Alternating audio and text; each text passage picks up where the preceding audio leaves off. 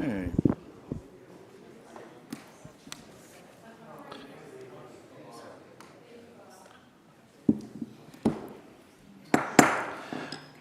I'd like to call this meeting of the Clay County Commission to order. We will begin with our invocation. Mr. Administrator, when you are prepared, please proceed.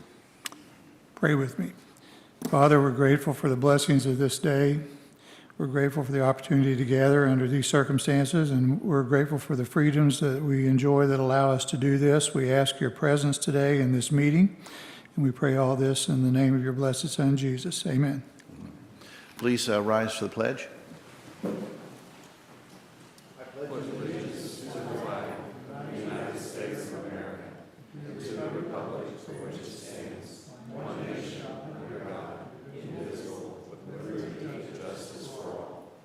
Thank you. Please call the roll. Here. Here. Here. That brings us to approval of the agenda. Are there any additions, deletions, or any other alterations? First off, is there a motion related to approval of the agenda? I'll make the motion to approve the agenda as printed. Motion has been made. Discussion. Is there any deletions, additions, or any other alterations to the agenda as published? Seeing none. Commissioner Thompson, you're recognized to close. I close. Please call the roll. Commissioner Thompson? Yes. Commissioner Carpenter? Yes. Yes. Brings us to meeting schedules. Mr. Administrator. Commissioners, we have two meetings scheduled. We have a commission work session scheduled for this coming Monday, June the 21st at 10 a.m.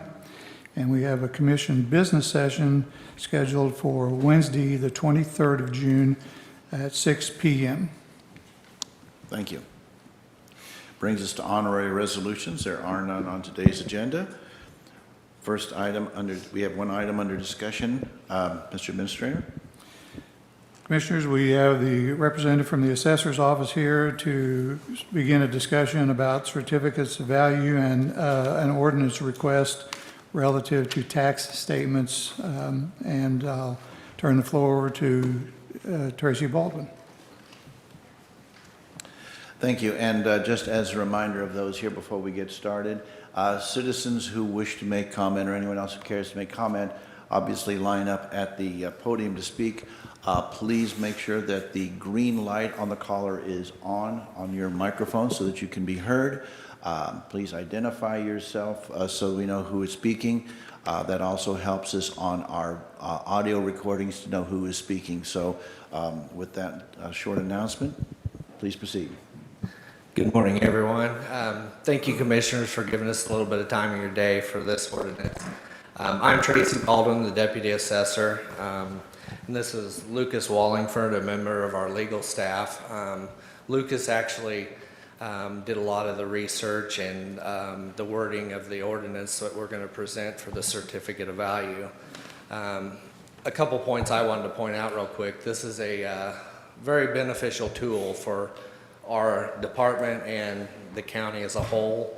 It's another tool that we can use to get values more equally divided between taxpayers.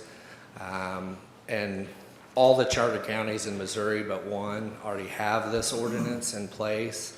And again, it's really a really good tool for us to use to equalize market values. So I'm going to let Lucas explain some of the research that was involved in getting this ordinance together, and if there's any questions, we'll both be here to answer. So, Lucas. Good morning. So Missouri is in a minority of states that are referred to as non-disclosure states. 75% of the country has some form of a sales price disclosure for real estate when a transaction takes place. There's about 12 states that, it's not that they have a law against it, they just have never legislated on the topic, which is the case here. Missouri is unique in that some counties, the charter counties, are allowed to enact their own ordinances, so it's a little split, it's not the entire state. Some counties, those are St. Louis, St. Charles, Jackson, and the city of St. Louis. Jefferson County does not have such an ordinance. What this does is provide an independent check that is available publicly for what a given piece of real estate will sell for. Most real estate already has this in the form of an MLS listing. It's required to be a part of that process, but many commercial properties and high-end homes do not list through MLS or are able to negotiate exclusions from that the average person is not. What this has led to is errors in assessment. Some people get overassessed and their property is put on for more than it is worth, and some people get underassessed and their property is put on far less than it is worth. And in both of those situations, they're ultimately paying a very disproportionate share of their, what is the fair tax burden, either too much or too little. So what this ordinance would do is give us an independent variable to account in the process. I want to be very clear that we would not use that information, what a home sold for as disclosed, to just put a house on at that price. That is not a lawful method of assessment in Missouri, and we could not do that. We would incorporate that information into a statistical model of housing prices in given areas, and we would still apply the traditional appraisal methodology that we already use. But what it would do, in addition to that extra information, is on appeal, when any taxpayer wants to dispute their value at the state tax commission, is it would foreclose the bad faith argument that their property wasn't worth what they actually paid for it, which is a very common thing. We will know that what a sales price is, and the taxpayer will still argue that they didn't pay that it's not worth that. This has recently happened in some of our appeals, and we aren't successful all the time because of the lack of information and the way appraisal methodology is implemented.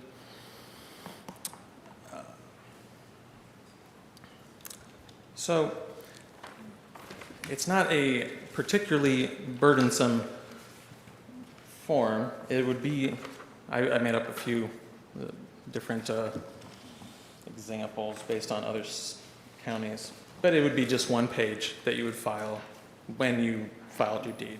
It would mostly be implemented by title companies, real estate agents, attorneys, but anyone filing a deed for what we would call a market transaction, an arm's length transaction, would have to file that. There are a number of exclusions for those types of transactions, any deeds that are filed that really don't fit in that category, such as if you're filing a beneficiary deed, you're not actually transferring the home, if it's through probate and pursuant to a court order, a number of things like that. And I drafted this ordinance based on a combination of all the other charter counties, the ordinances they have in effect. And I took language from all of them and just tried to make it as well balanced as I could so that we would have an accurate point of information to just include in our process. It would be a great aid to the assessment office, and we would be much better able to have accurate and fair assessments, especially in the commercial context, where those transactions can often be very obscured and difficult to find information about. And I can answer any questions that you have, but. Before we open it up for questions, I just want to because there are a number of people here who haven't attended meetings before. This is for discussion only. There will be no decision points made on the issue that is being raised. It's simply discussion. Should this issue go forward in the form of an ordinance, there will be two hearings that we will be discussing it, so there will be plenty of time for the public to look it over and to digest what is being proposed. So I don't want anybody concerned that we are making changes today on the way we do property tax assessments. So I just want to make sure everybody understands kind of what the rules of the road are and how we're proceeding. With that, Commissioner Carpenter, do you have any questions or comments? Yes, thank you. Thank you for the presentation. It sounds like an interesting concept, and it certainly, at the 50,000 foot level, it certainly makes sense to take into account how much a property actually sells for when assessing the value of that property.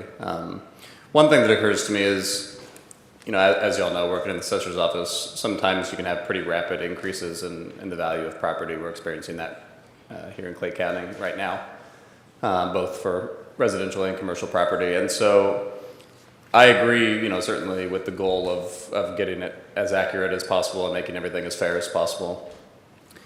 Is there any concern about newer purchasers, whether it's a home or commercial property, ending up with a higher assessment burden than folks who have owned for perhaps decades, simply because the purchase price more recently was so much higher than the purchase price years before, even though both properties may well have gone up in tandem?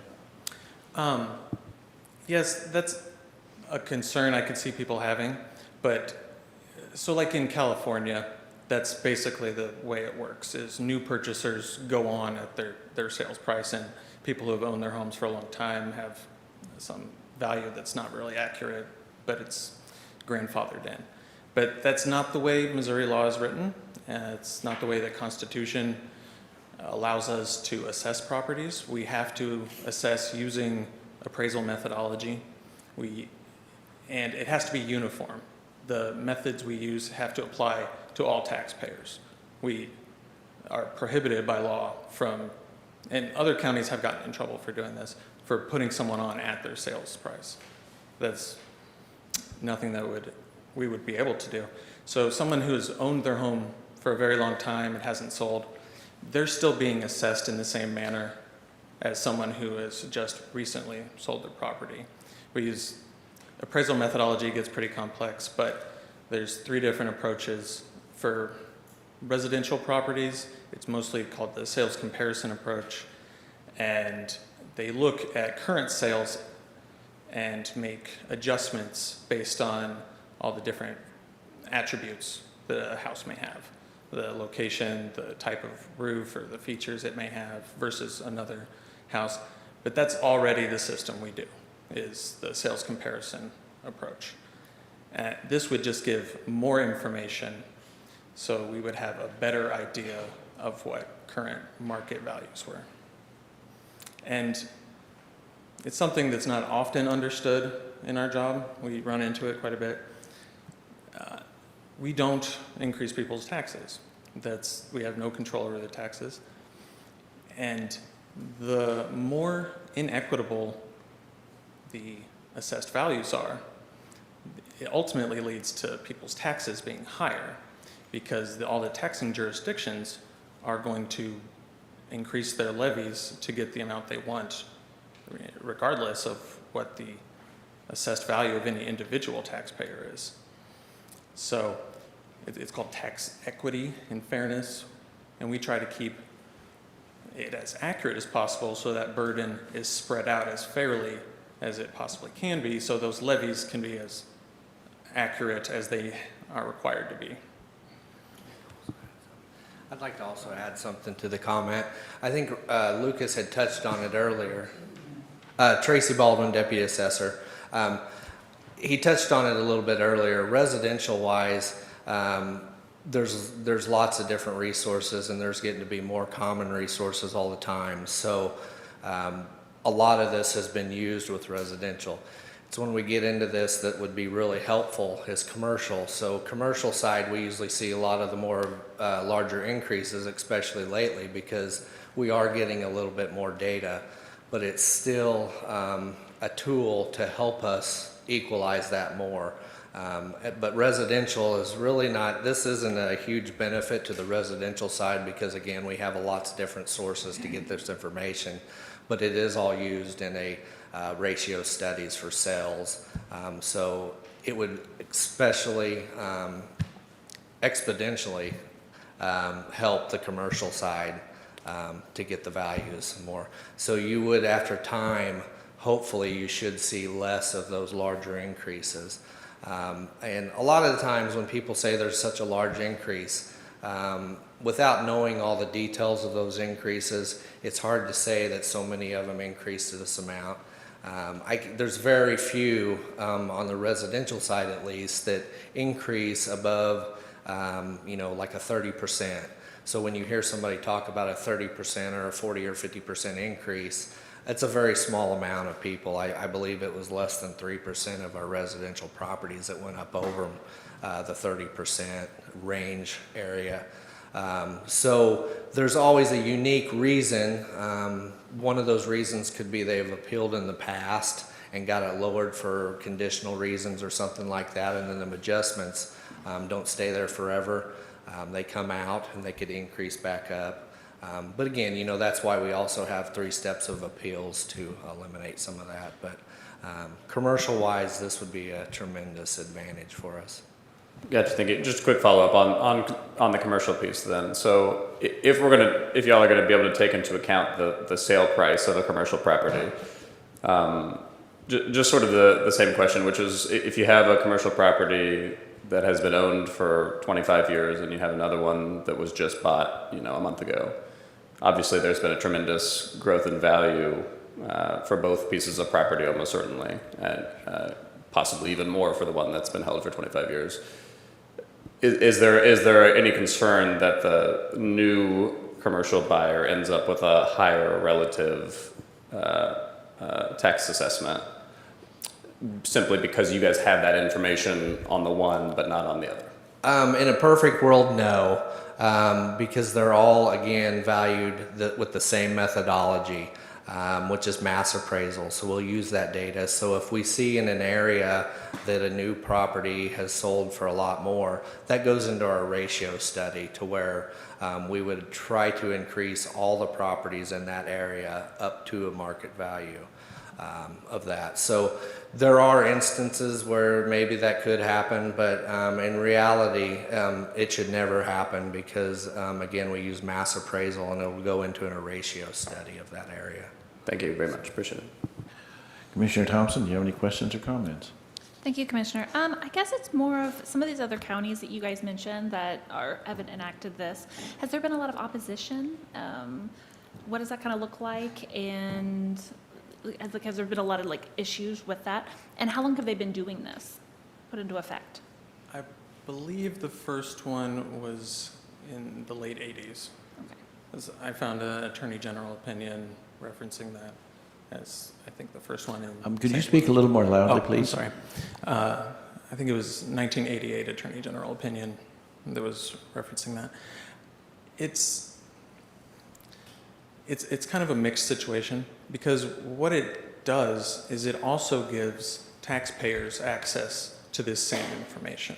By having a publicly recorded value for a property, a sales price, the taxpayer is now, for the first time, able to get that information themselves and find out if they are being over or under assessed and appeal their property.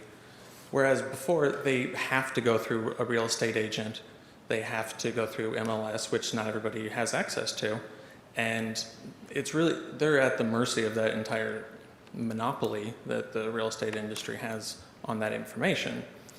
And most of them just aren't able to do that, or they'd have to hire an appraiser, which is very expensive. This would actually give them the ability to do that for the first time. Opposition to it? Oh, yeah. That does seem to be the only party that is really opposed to it in every state where it's not enacted. Okay, thank you. Thank you very much. Does anyone else have any questions or comments? Mr. Counselor. Yeah, just a couple quick questions, just to make sure I understand it. First question is, and you may have said this and I missed it, have you gone through this with the Recorder of Deeds office? Have they looked at this? It kind of, because a lot of this they're going to have to implement. Is this something that they agree with? I have not run the ordinance by them. I have draft forms that I was anticipating organizing in conjunction with them to find what would be the easiest method for them to be able to to know how to visually confirm if boxes had been checked and what information they had to secure. Because you can see there's a lot of information that looks like it's required, but in reality, if you check this box, then you don't actually have to fill out a great deal. And the ordinance that we wrote would allow us to design the form, and we'd be responsible, our office, for retaining it. The recorder would just have to make sure that there was a form accompanying every deed that qualified. Okay, and then kind of a follow-up question, another question. On the second page, section 3808, so the section that's the top of the second page, I think I read this to say that sales price and consideration is not required to be included in a certificate of value accompanying transfer of title, and it lists a whole bunch of examples of when that's not required. So I think I'm reading that to say a certificate of value would still need to be done for all of these, Yeah. just not sales price. Yes. So the idea is that for every beneficiary deed or quitclaim deed that gets filed in the county, there'd be a certificate of value done. You just wouldn't have to have sales price. That's correct. You would check the exclusion box that this form is not required to be filled out in detail because it's one of these exceptions. Well, that's what I guess I'm unclear about. Is the form supposed to be filed with everything, because there's a lot of stuff on the first page, 3807, there's a lot of stuff here that has nothing to do with sales price. So does all that need to get filled out, or are they just exempt from doing the form at all? My question, does that make sense? Yeah, yes, Okay. it does. They would be exempt from that information. If it needs to be reworded, the Okay, ordinance, I just certainly, wanted to see. but that was the idea. Yeah, I'm more in favor of the idea that they would be exempt from filling one out at all, or having to submit one at all, as opposed to still having, for every beneficiary deed or quitclaim deed, which are fairly simple Yeah. documents, that they would still have to fill out a certificate of value. It just wouldn't have some of the information. So I think you and I are tracking on that. Okay. Yeah. Thank you very much, and certainly, Mr. Counselor, we'd want you to be having some eyeballs on this, should we decide to go forward with it, how the final product looks, just for legality of form and all that. I would like to add one more thing. Tracy Baldwin, Deputy Assessor. Kevin, you brought up a point that I'd like to point out too, is if there's anything that any of the commissioners or anybody would like to discuss about changing some of the wording or questions tomorrow after you get a good night's sleep you think of, we're always there. You could reach out to me or Lucas, come into the office, sit down, and we can talk about this. One of the forms that he didn't provide a copy of, or we didn't provide a copy of, was the actual form that would be required to fill out at some point. Do we have enough copies? They're all just examples. We could probably get you a copy of this at any time, of the form that we filled out. And Kevin kind of touched a point also of the recorder of deeds.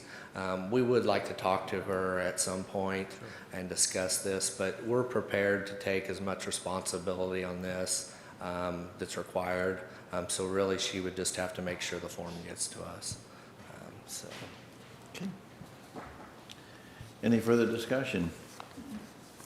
Seeing none, thank you very much. We look forward to seeing how this issue matures. Thank you Thank you. very much. That concludes discussion items. Public hearings, there are none. We do not have any consent agenda items. That's going to move us on to regular agenda. Before we jump into that, again, because we have a lot of people here who are maybe not as familiar with our procedures, what we will be doing today is go through the regular agenda. We will not necessarily, we will not be approving or rejecting any particular item. The decision point today for the commission would be consensus as to whether to put them on either consent or regular agenda for next Wednesday's meeting. If it's on consent agenda is for items that are non-controversial or do not spend money. So those are going to be, we would be asking for those to be on consent, and then they would be approved Wednesday as a group. Any commissioner has the ability to pull an item off consent agenda and put it on regular. If we put something on regular agenda today, that means we will go through essentially the same process that we are going through today, except that the commission will at that point be making an affirmative or a negative vote generally on whether, we could put it off, of course, but we'll be making an approval or disapproval vote next week. Part of the reason for that function is there are a number of you here today who I assume are going to be speaking on issues.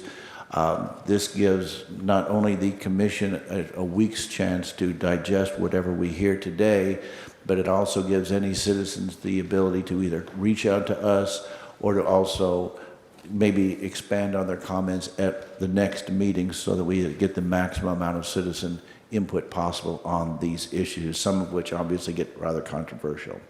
That being said, our first item on our regular agenda is 2021-164. Mr. Administrator. Commissioners, Resolution 2021-164 is to approve voluntary funding agreements that the county has previously had with Harrah's North Kansas City LLC and Ameristar Casino Kansas City LLC. And Julie Sola, the general manager of Harrah's North Kansas City, is here with additional comments. Thank you very much. You may proceed. Hi, good morning. My name is Julie Sola, General Manager for Harrah's Casino. I'm also representing my colleague Kevin Henson from Ameristar Casino. Earlier this year, we just identified that this agreement had expired. We worked closely with Kevin Graham to just do an extension of this agreement. So there's no substantive changes in the agreement, just that we will extend it for 3 more years plus this year. So as soon as it's approved, we'll make the payment on this year plus 3 more years. So just wanted to share the context of why we're bringing it back to the group today. Well, we certainly appreciate the fact that you reached out to us and the idea of working together, certainly with Councilor Graham, to make sure that we can keep it rolling as it should. These payments are, I believe, $50,000 a year per operation. Casino. Yes. Very well. Are there any questions or comments, Commissioner Thompson? Thank you, Commissioner. I have no real questions today, but I want to thank you for coming in and seeing us, and I'm glad we're able to move forward with our cooperative agreements here, and if you need anything from us, let us know. Thank you. We certainly appreciate the partnership with the county. Commissioner Carpenter? Oh, just the same thing. Thanks for being here. And I was told this was a good, smooth, positive process. So thanks for that. You guys have been wonderful community corporate partners of Ameristar as well for many years, and grateful to have you. So thank you. Thank you. With that, is there a motion I'm sorry, let me go ahead and is there any public comment, any other persons wishing to comment on this issue before we go forward? Seeing none. What would the commission like to do as far as consent or regular? Mr. Counselor, before we go there, my feel of it is consent is made it was not appropriate for an item that requires us to spend money or that has controversy. This appears to have neither. It does involve the transfer of money, but I think this would still be appropriate on consent. Am I getting a nod on that? Yes, this in this situation, the money's going the right way, so that's good. So, Okay. I wouldn't have any heartburn at all with consent on this. With that information, is there what would the commission like to do, consent or regular? I'm good with consent. Thank you. I am as well.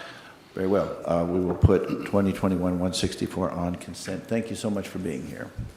That brings us to 2021-154. Mr. Administrator. Commissioners, Resolution 2021-154 is to approve revised contracts for the collection of taxes for cities within Clay County by the collector. City of Lawson, City of Avondale, and the City of Missouri City are on the resolution today for approval. Very well.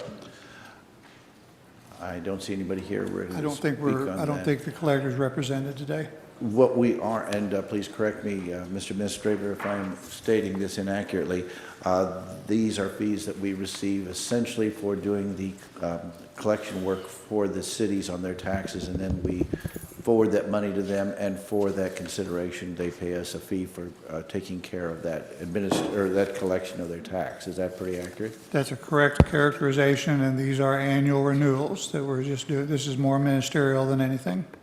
Okay. So, discussion, Commissioner Carpenter? No, I think I think I'll support putting it on the regular agenda just in case, we need to amend it or have any questions for the collector's office.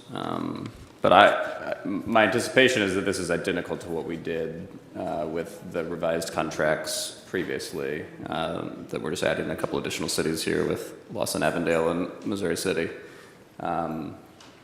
Would love to be able to get that officially confirmed, though, before we vote, but I assume it's identical to what we did last week. That probably would It not is be. absolutely identical. Yes, that is a confirmation. Okay, good. That probably will be a problem, but still, I think it's prudent to put it, I see where you're going with that on the regular. Commissioner Thompson? Thank you, Commissioner. I agree with Commissioner Carpenter about putting this on regular, just in case if there's anything that arises that we need to speak to the collector on. I just want to ask County Council, have you looked over these? You feel comfortable with these as well, and they're identical to the ones we've passed? Yes. Okay. Very well. Is there any comment from anyone from the general public? Seeing none, the consensus of the commission is for that to be 2021-154 to go on the regular agenda for next meeting. That brings us to Wednesday's meeting. 2021-155, Mr. Administrator. Commissioners, Resolution 2021-155 is to approve a quitclaim deed. Highway is here to add additional comments. Please proceed. Good morning, Commissioner. Bring to you this morning Resolution 2021-155. It is the quitclaim deed from MoDOT, which is regular protocol for them to acquire right-of-way. As I brought to you before, the plans for them to revamp a highway and 112th Street, and this is to acquire right-of-way so they can do improvements to that right-of-way and some drainage issues. And when they get done with that, they'll go ahead and take care of the right-of-way that they've acquired, and there's no cost to the county. Thank you. Discussion, Commissioner Thompson? Yes, thank you, Commissioner. Carl, like I say, I always love seeing you up here. That means we're fixing something, and that includes our roads and roadways today. And I just love hearing no cost to the county. Love it, love it. So I try. I have no further questions right now, but thank you for coming up. Commissioner Carpenter? No, thank you, though. Thank you. Okay. Are there any comment from anyone from the public on this issue? Seeing none, is it the consensus to put it on consent or regular? I'm comfortable with consent. Agreed. Very well. That will appear, 155 will appear on next Wednesday's meeting consent calendar. That brings us to 2021 Ordinance 24. Mr. Administrator?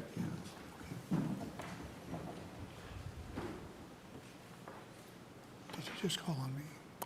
I'm sorry, did you just call on me? Yes. Oh, I'm I sorry. was otherwise occupied. That's okay. Ooh, Tom's Yeah, we're ready to go ahead Okay. and proceed with 2021 Ordinance 24. I apologize for being distracted. Commissioners, Ordinance 2021-24 is to reappropriate and revise the adopted budget for the current year in parks, and Deputy Administrator Donna Kuntz is here to speak to that. Please proceed. Good morning, Commissioners. Donna Kuntz, Deputy County Administrator.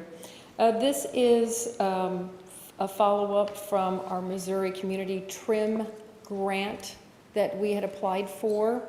This replaces trees that were attacked by the ash borer. We have received our funds back in from the state, so we're asking that money went into a revenue line item. We're asking that money now be transferred over to an expenditure line item so we can purchase trees and plant trees. Very well.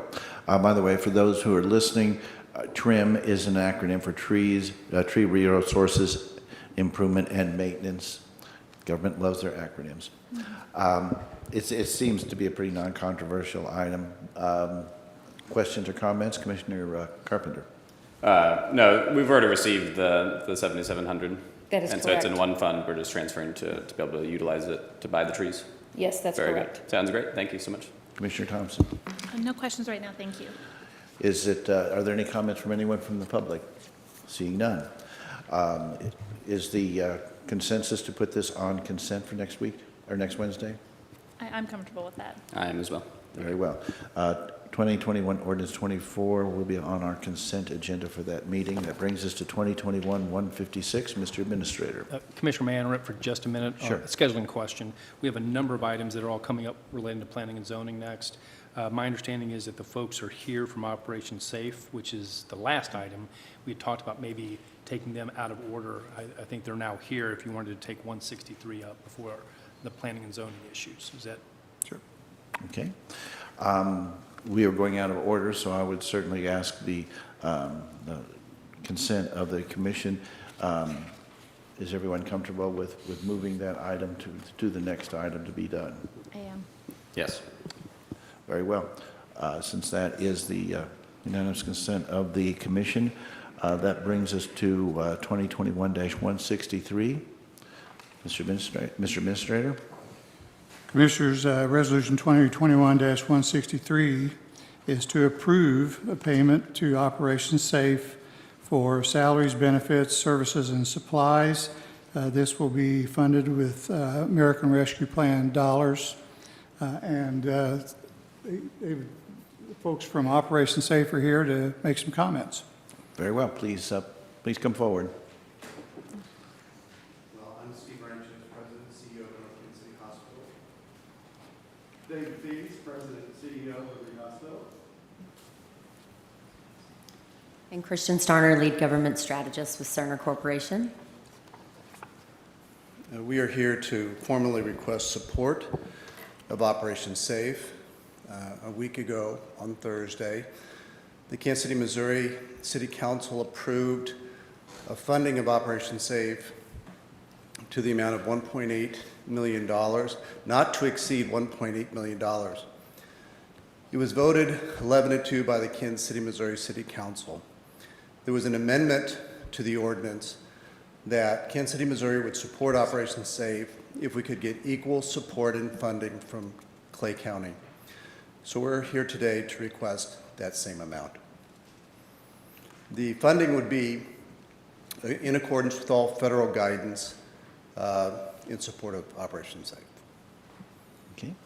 Could you give us some statistics on the, and it doesn't have to give me any one of you folks, could you give us some idea of just, I don't know that maybe the public is quite as aware of the volume of vaccinations that were given and that sort of thing. So give some numbers on what you accomplished. Yes. Operation Safe vaccinated administered over 97,000 vaccines to people who live in the state of Missouri. 51% of those came from residents of Kansas City, Missouri, both north and south of the river. The predominance of the remaining came from residents of the state of Missouri who live north of the river, primarily in Clay County. Because of that, Clay, Platte, and Jackson County have the lowest incidence of COVID per 100,000 in the state of Missouri and Kansas, according to the Johns Hopkins Epidemiologic Survey. I've actually seen similar news items, one of which said that Clay County was in fact the safest when it comes to the COVID-19 issues of anyone else here in the Kansas City metro area, and it sounds like it certainly extends well beyond that geographical descriptive. Yes, and David can represent what's happening at Liberty Hospital, but once Operation Safe was initiated, the COVID cases at North Kansas City Hospital fell by 90%. And we certainly experienced similar action in our employees. The amount of COVID infections dropped dramatically. So, proof is that the vaccines do make a difference.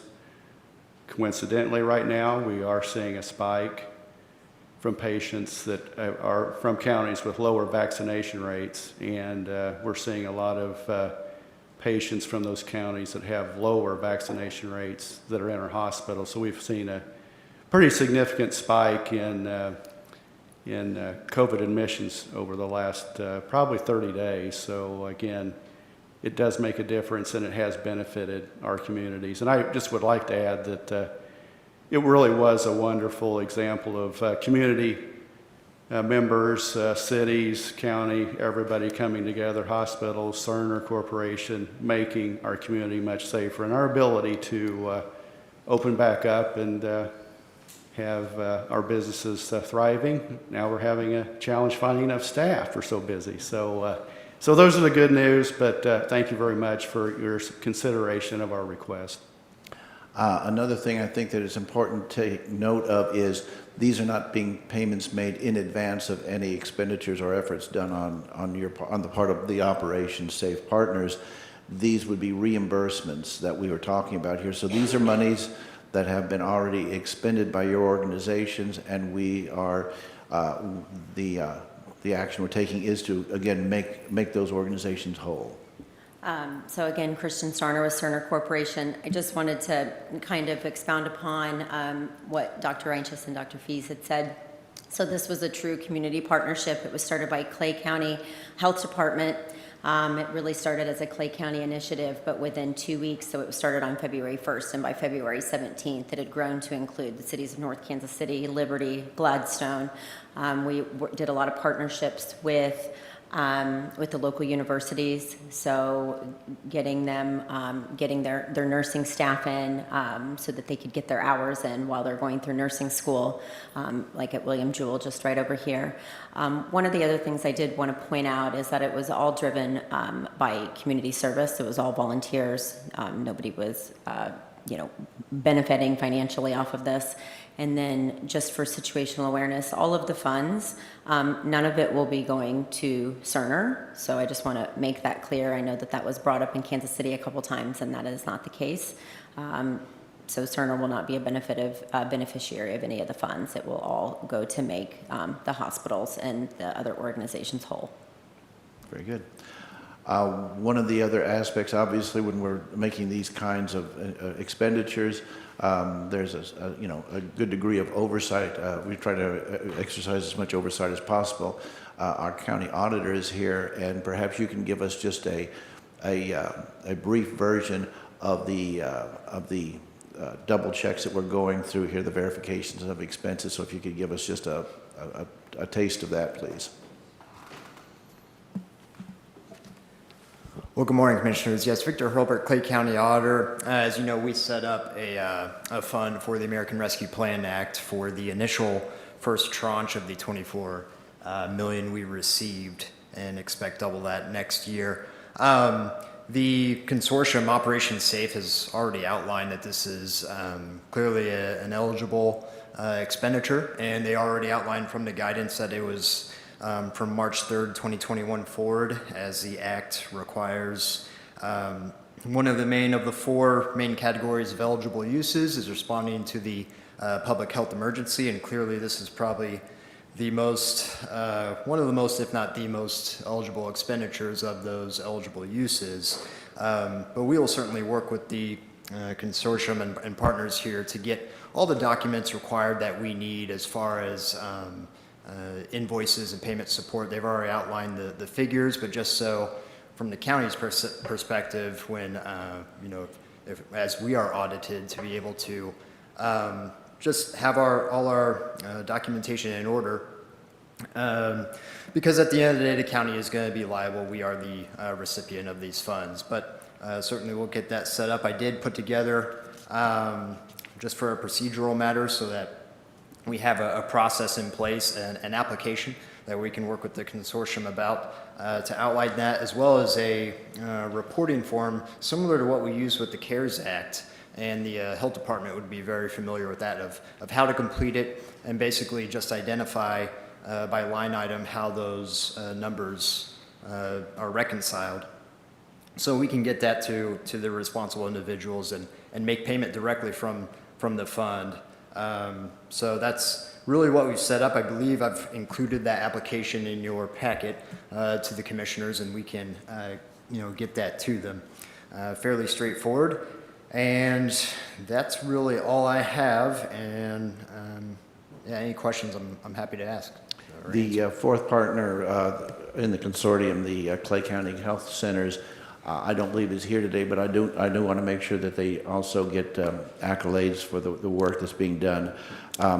What I would like to do at this point is to propose an amendment to 2021-163 to make it more in alignment with with our friends down in the city of Kansas City.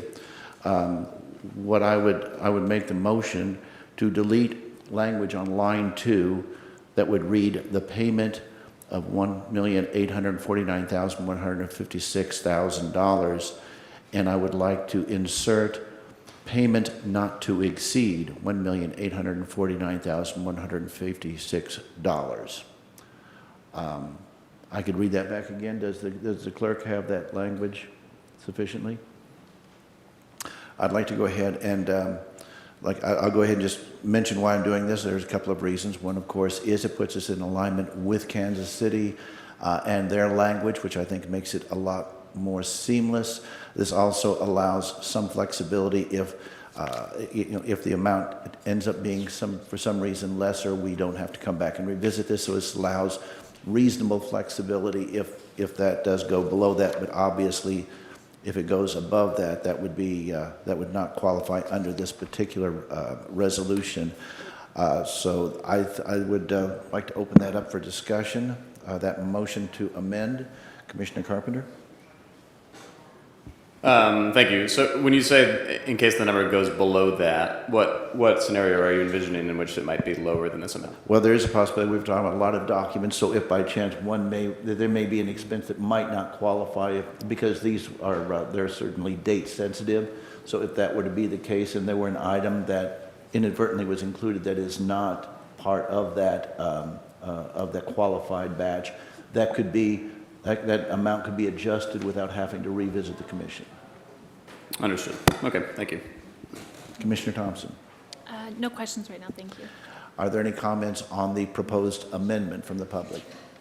Seeing none. And by the way, since we're now doing a vote on this, just for those who are here, again, according to our rules, the presiding commissioner does not vote except under particular circumstances, one of them being in case of a tie. So me not voting is it should not be construed as no confidence in my own motion, certainly. With that, please call the roll. Commissioner Carpenter? Yes. Commissioner Thompson? Yes? That brings us to 2021-163 as amended. Mr. Administrator, did you have anything? That's all. Okay. Certainly, as we go ahead and further our discussion before we make our decision on consent or regular, I just want to say how much we as a community are grateful for this effort made by Operation Safe.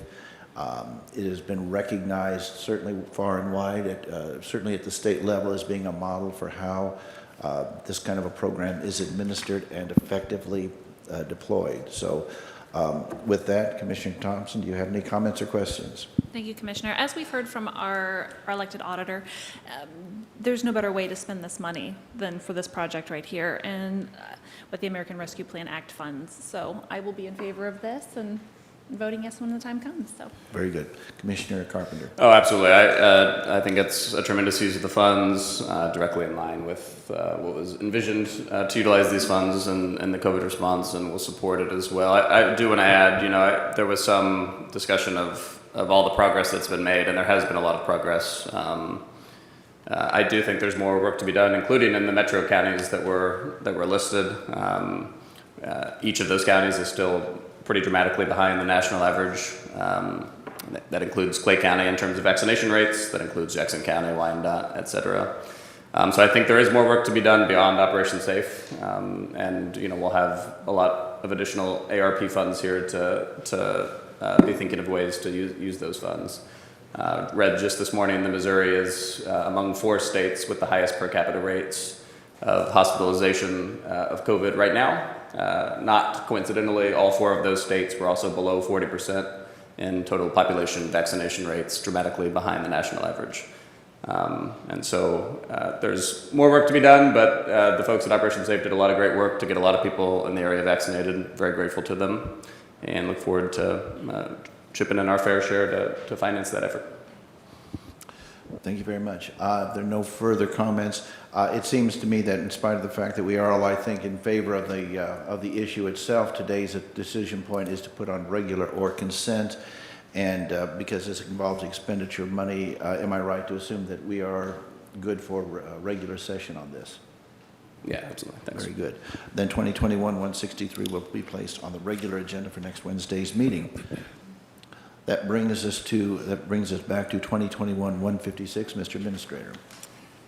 Commissioners, Resolution 2021-156 is to approve the vacation of 30 feet of right-of-way on Highland Avenue that abutting Block 4 and 5 of Burdett's addition to Gosneyville, and Planning and Zoning has further comments. If I may, Commissioners, Assistant County Counselor Andy Rothman is here, and since these are all planning and zoning issues, I'm going to have him sit in here in case you have any questions specific to that. Very good. His primary responsibility is planning and zoning, if I didn't say that. Very good. We will go ahead and proceed. Mr. Jones. This is Kip Jones, Planning and Zoning Manager. Our first case today is a request to vacate an unimproved road right-of-way. I have the area that we're vacating pulled up on the big screen. It's highlighted in that yellow area. It's roughly a 30-foot strip of land. This is part of Paradise up by Smithville Lake.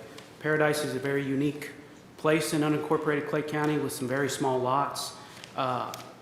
It was platted in the early 1900s, and the original plat included Highland Avenue extending in this area in yellow, and that road was never developed. So the request is to vacate that.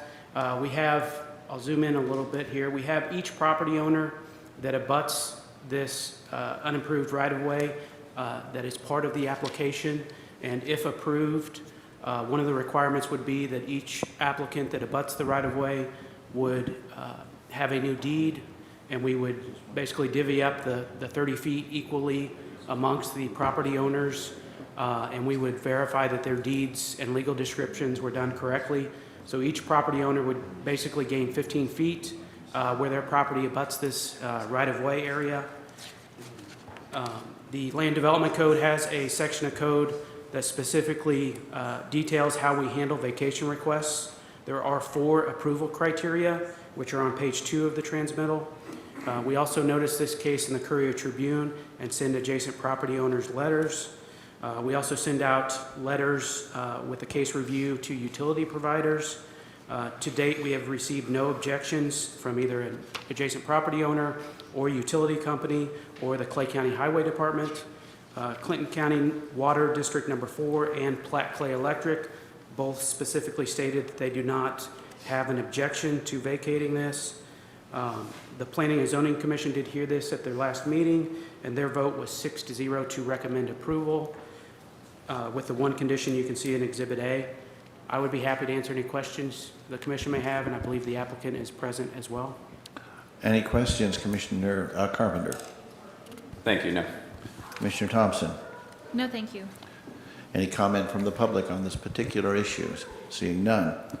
I think that this is appropriate to go on consent. Is that the I agree. consensus of the Commission?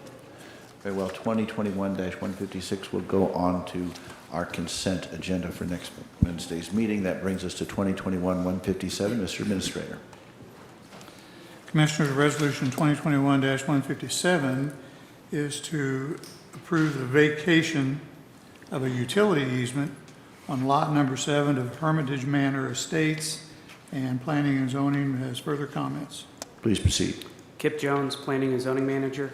So this is a similar case, but this is a utility easement rather than a road right-of-way. This is part of Lot 7 of Hermitage Manor Estates. I've got the lot highlighted in green, and when this was originally platted, the area in yellow was placed in a utility easement. It's my understanding at the time this was platted that Platte Clay Electric thought they would have to run a utility easement through the middle of this lot. That has not occurred. There's nothing existing in that utility easement at this point.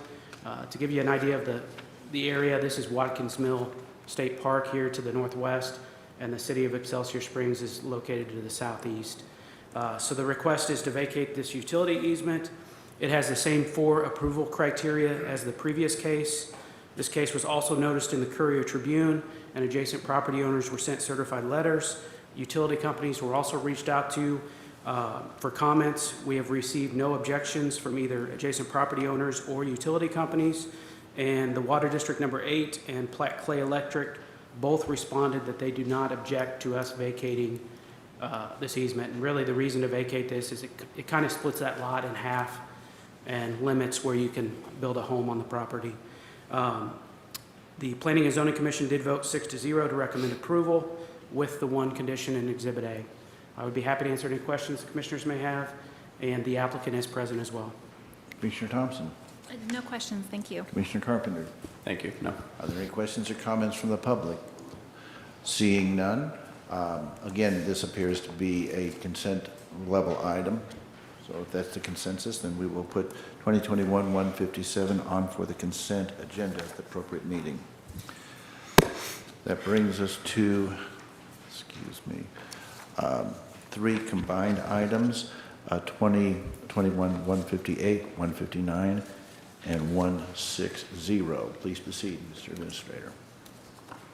Commissioners, resolutions 2021-158 and 159 and 160 is a package that is related to the Clay County zoning order to approve a subdivision entitled Foster Farms. And the Planning and Zoning is here to make further comments. Please proceed. Kip Jones, Planning and Zoning Manager. This is a rezoning preliminary and final plat.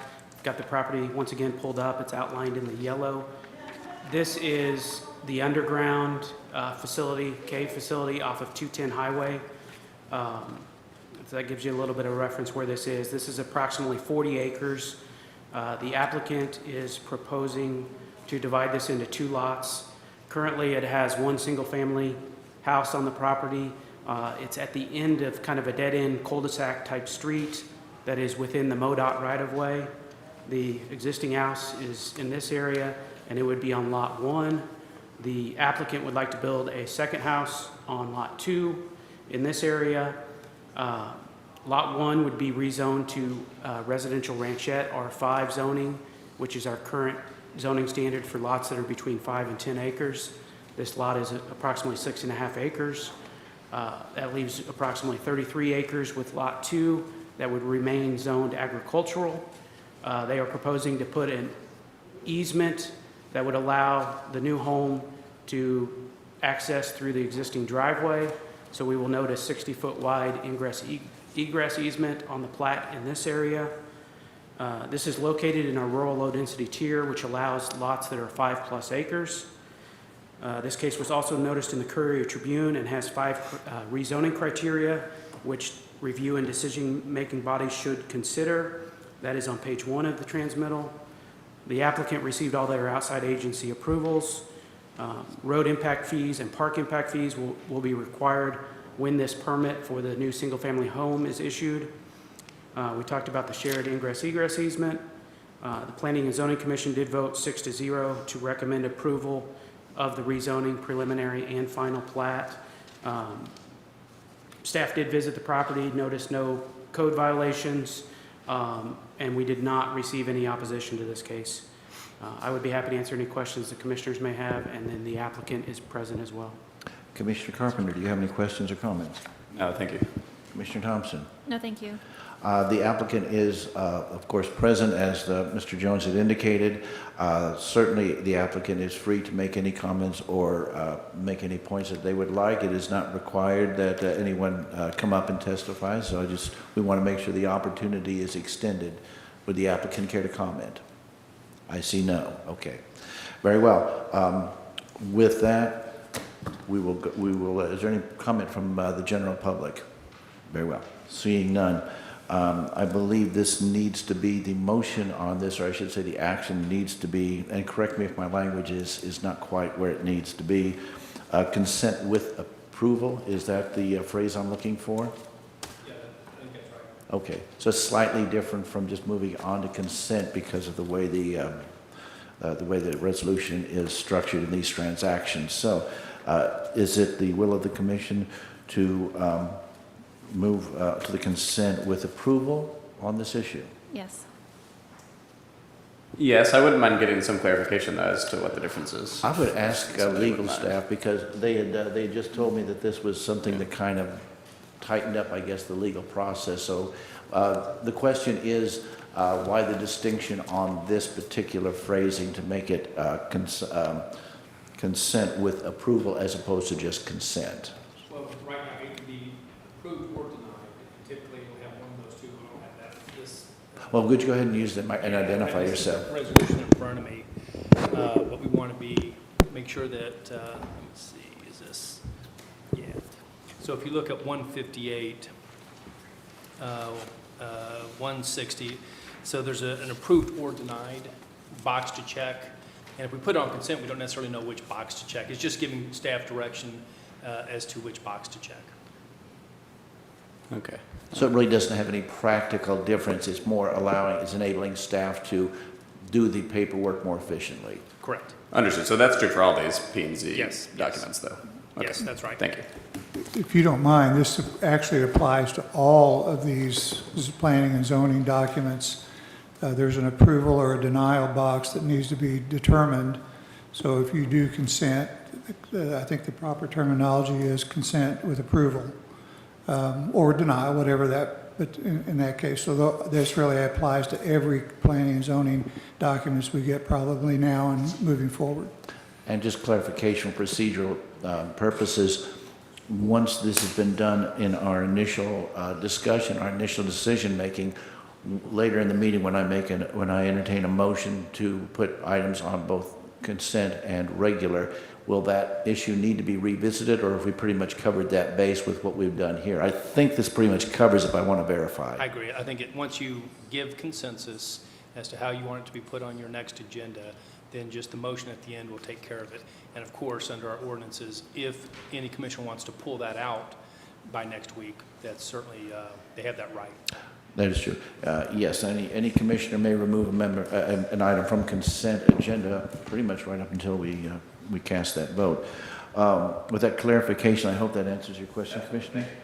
Very well. I think it sounds as though, am I correct, that we're pretty much ready to go with consent with approval? Is that very good? Yes. So 2021, 158, 159, and 160 will be on consent calendar for Wednesday. That brings us to 2021, 161. Mr. Administrator. Commissioners, Resolution 2021-161 is asking for approval of a conditional use permit for St. Mary's Home for Mothers, a Class 1 group home, and planning and zoning is here for further comments. Thank you. Before we proceed on that, my perception is there are a number of people here who would like to testify on this. Could I have a show of hands just to give us an idea of volume? And obviously, if you don't raise your hand, you can still come up and comment. I'm just trying to get an idea of traffic flow here. You have to raise your hand. I'm sorry? You have to raise your You hand. don't have to raise your hand. No, this is not school. So the way we will proceed on this is we will get the presentation from Mr. Jones on the actual resolution itself. Any comments, as we have been doing on the other issues from the commission. Then I assume that the applicant would like to have some time to speak. The applicant will speak, and then we will certainly make time for every citizen who cares to comment subsequent to that. As there are a number of you, if we could keep, although I don't want to, everybody can certainly have their say, but if it starts to get repetitious, please try to think of another way to put it. Or if you have 2 or 3 reasons for your opinion and one has already been stated a number of times, you might want to focus on the other one. But clearly, you can say whatever you want to say. I'm just trying to keep the flow going and make sure we get the maximum amount of information possible. And once again, this item will be considered for either consent or regular agenda. If you think of something that a point you wanted to make, there will be time for you to make subsequent comment, either through email, through regular mail, or by whatever means open to you, and certainly at the next meeting. So we will proceed with those. And once again, I would remind citizens who would care to comment to make sure the green light is on the microphone. Please identify yourself and then proceed with your comments. With that, Mr. Jones. Kip Jones, Planning and Zoning Manager. So this is a request for a conditional use permit for a group home Class 1 General. In the Land Development Code, in the definition of group home Class 1, a maternity home is specifically listed. So that's why we are requesting group home Class 1. I have the property pulled up on the screen again. It's highlighted in the yellow. It's roughly 13.71 acres. This is northeast 100th Street that runs in front of the property. Cameron Road is just to the east. And to give you the area, this is H Highway. So we're east of Liberty, and everybody knows where the old golf course was. So this is where the old golf course is off of H Highway. So we're about 2 miles east of the golf course off H Highway. So I'm going to zoom in to this property that we're talking about and give you a little background history. So in 1998, the Benedictine Sisters Order was granted a conditional use permit for a monastery at this location. That conditional use permit allowed them to operate and construct a monastery, basically. I pulled the old building plans from 1998, and the original building plans included 18 bedrooms and 11 and a half baths, and it's roughly 9,400 square feet. So it's a large structure that was issued as a commercial building permit. The sisters used the property as a monastery for years. Their conditional use permit came up for expiration. Planning and zoning staff contacted them. They were deciding how they were going to use the property. I think at that point they only had 1 or 2 nuns that were living in this massive structure. And at that point they decided not to renew the conditional use permit. It's my understanding that the building sat empty for a couple years at least. And then the property sold, and we received the application for the group home Class 1. So this property, being east of Liberty, is located in the rural low density tier.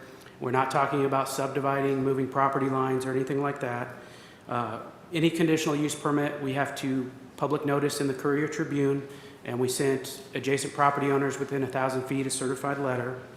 There are several sections of the Land Development Code that deal with conditional use permits and group homes.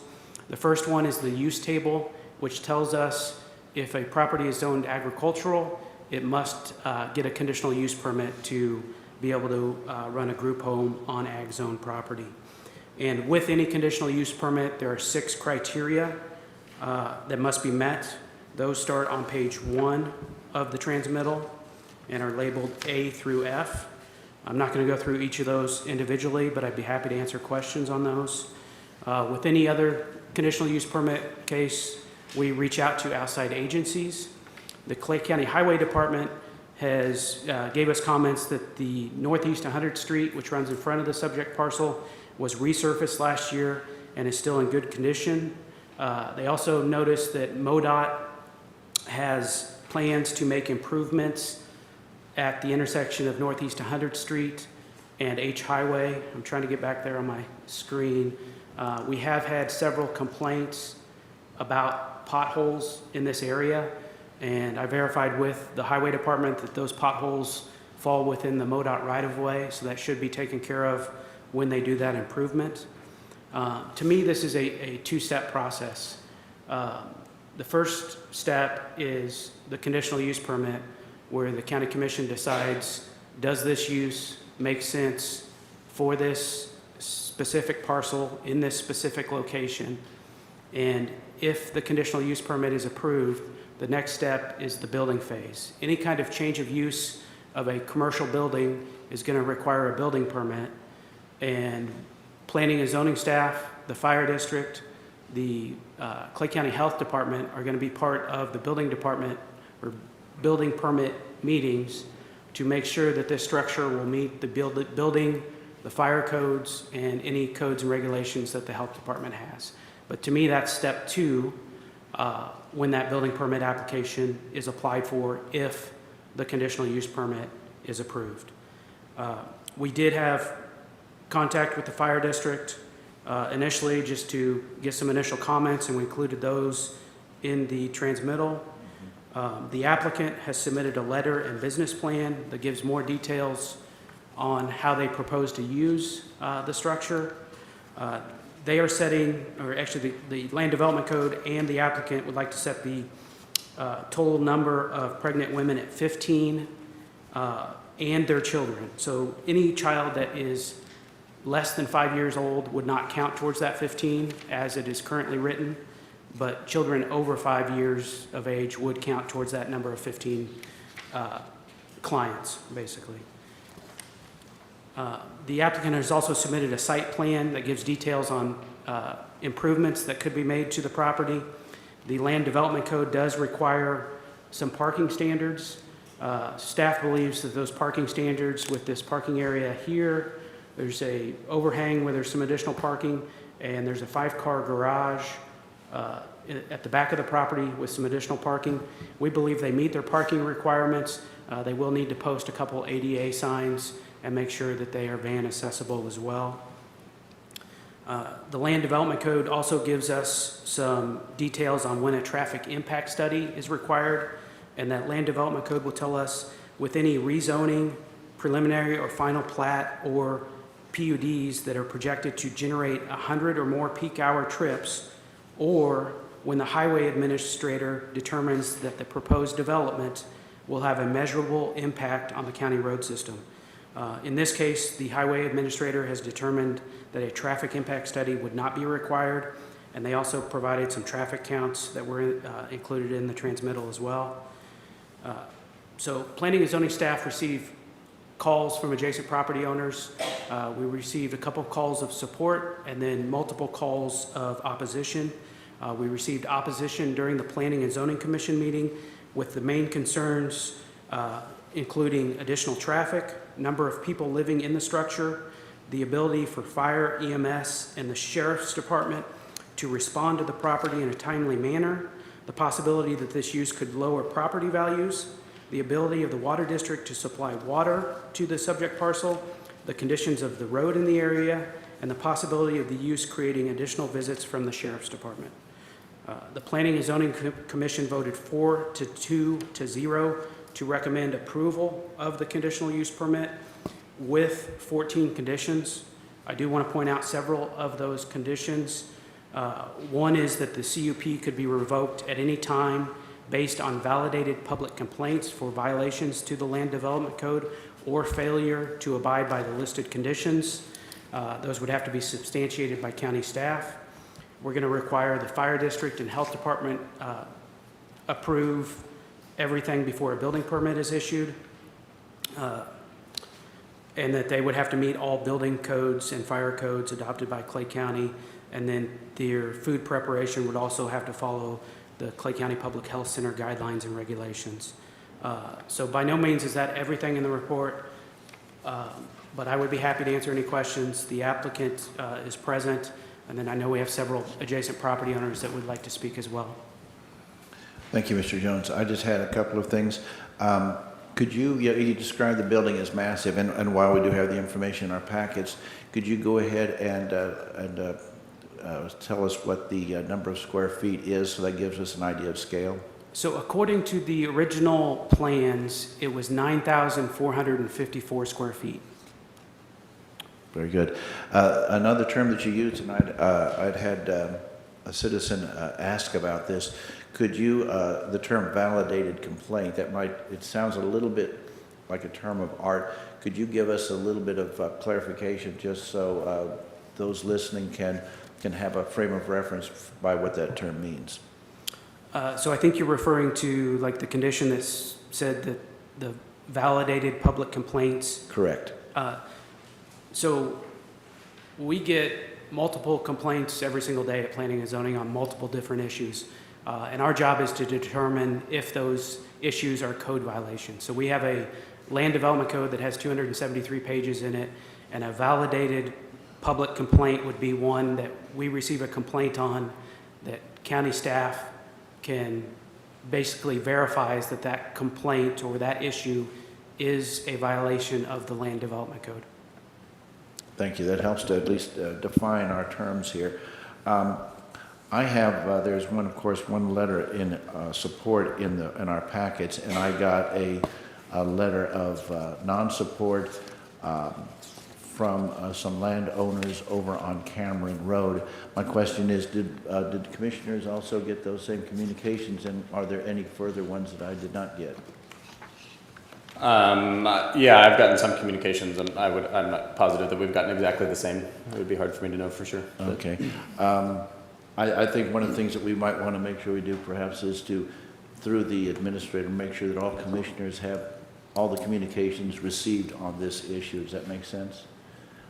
Commissioner Thompson, did you get some, you've gotten some communications on this as well, I take it? I have, yes, and I think it'd probably be wise that we will touch base with county administrator to make sure we are all on the same page. Very good. With that, Commissioner Thompson, do you have any questions of Mr. Jones? I do not. Commissioner Carpenter? Yeah, one quick question. Mr. Jones, so you mentioned that part of the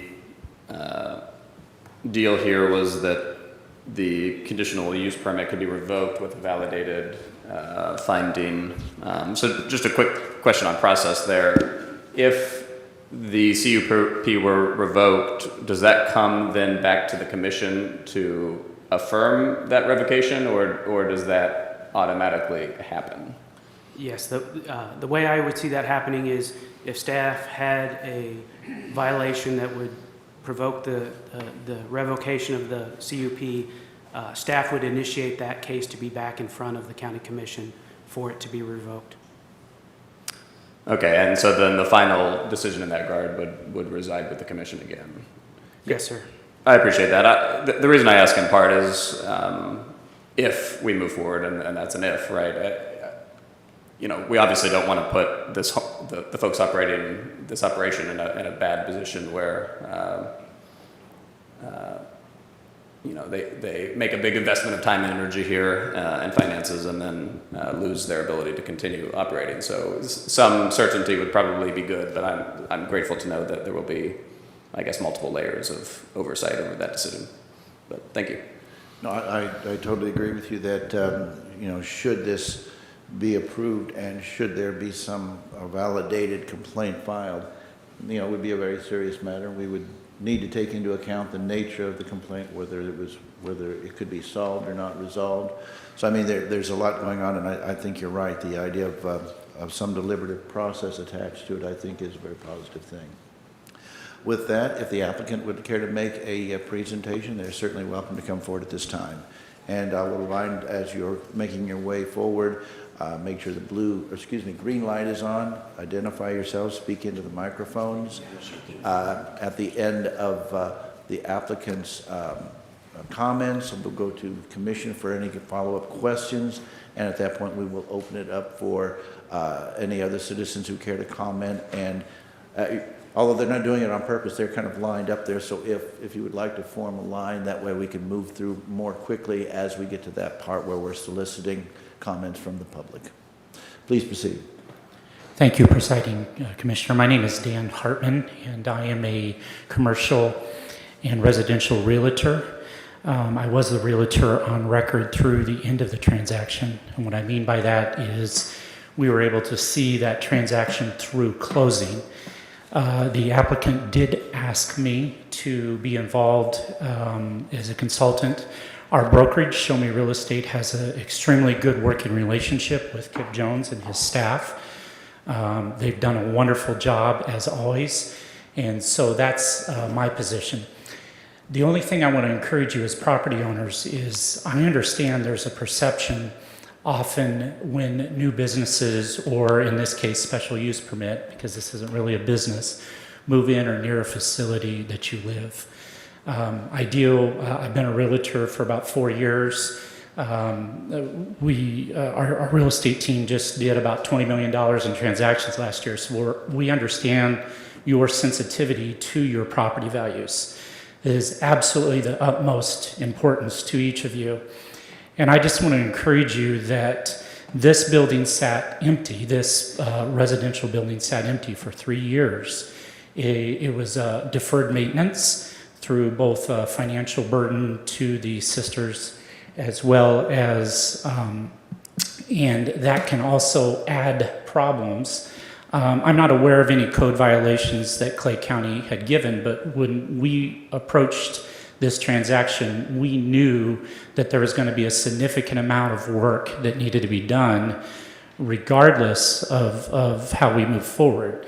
Now, it is in the interest of the applicant and the home that we would want it to be the very best place to be in a sense of accommodating new roof, upgraded septic system, a variety of recommendations given by Clay County to make this a home to where not only is it up to code, but it's not continued to depreciate in value because it hasn't been addressed. So I can tell you that the applicant is spending both through personal contributions and gifted contributions to increase and ensure this residence is up to speed. So I just want to kind of put your mind at ease there.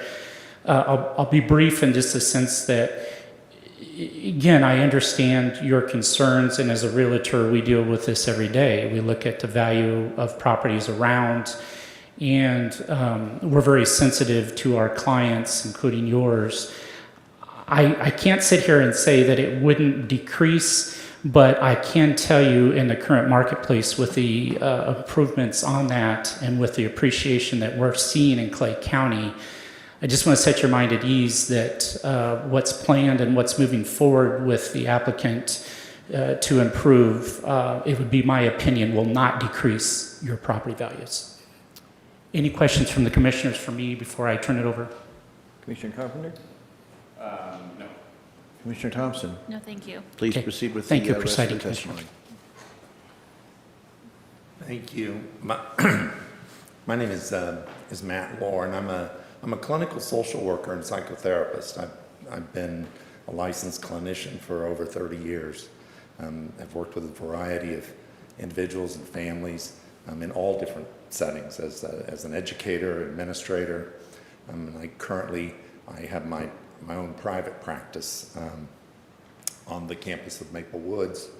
I'm here today as the primary applicant to advocate not only for the importance of this program, but also as this goes to the core of many of us who are volunteering our time, our talent, and our treasure in an investment to promote and protect life.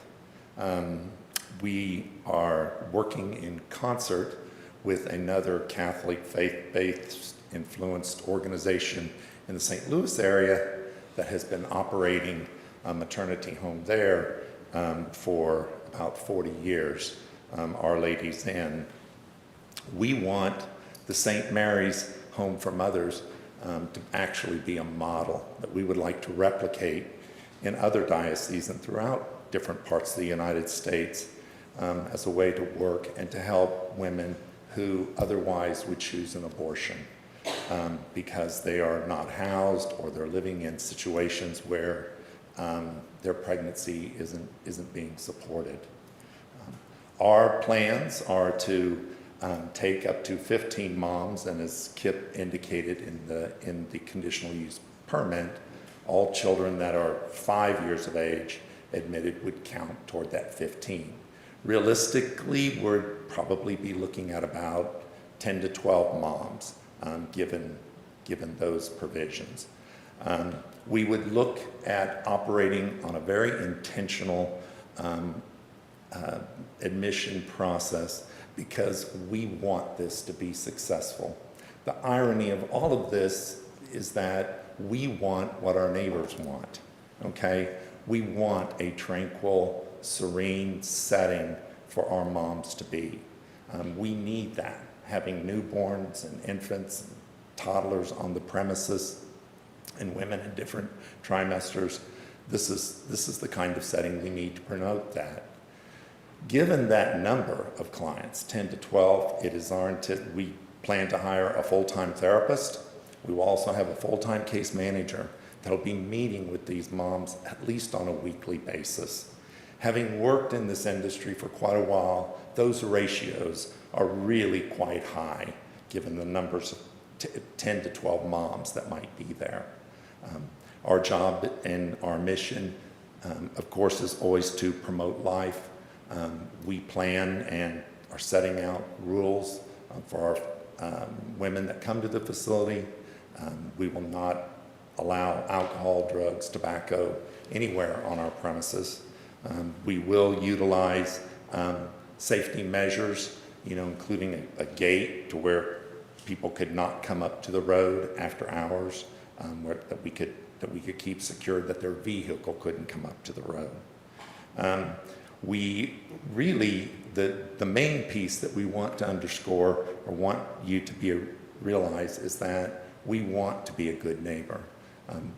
The clinical tools that we'll be working with are evidence-based tools that have been shown to be effective with women who've struggled with or at risk of substance use or maybe have had post-traumatic stress disorder as a diagnosis in the past.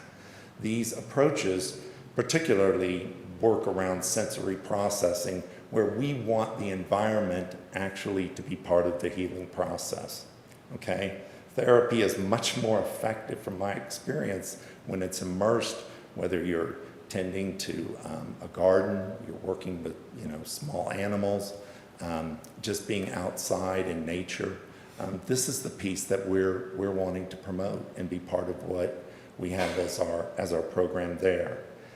Again, I want to draw attention to the fact that we want to be intentional. We want to be successful.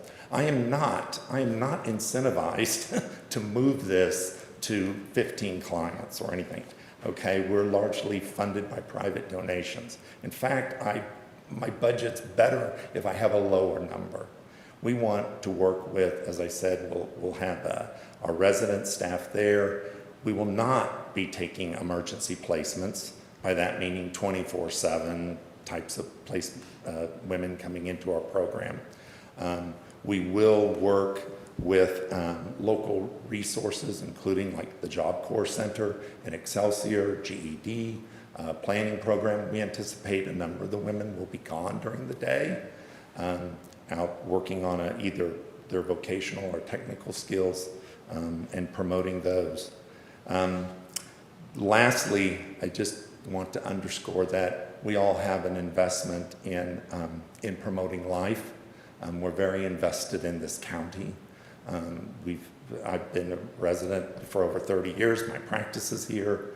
I've raised my 5 children here. My wife is retired from the Archdiocese here as a middle school teacher.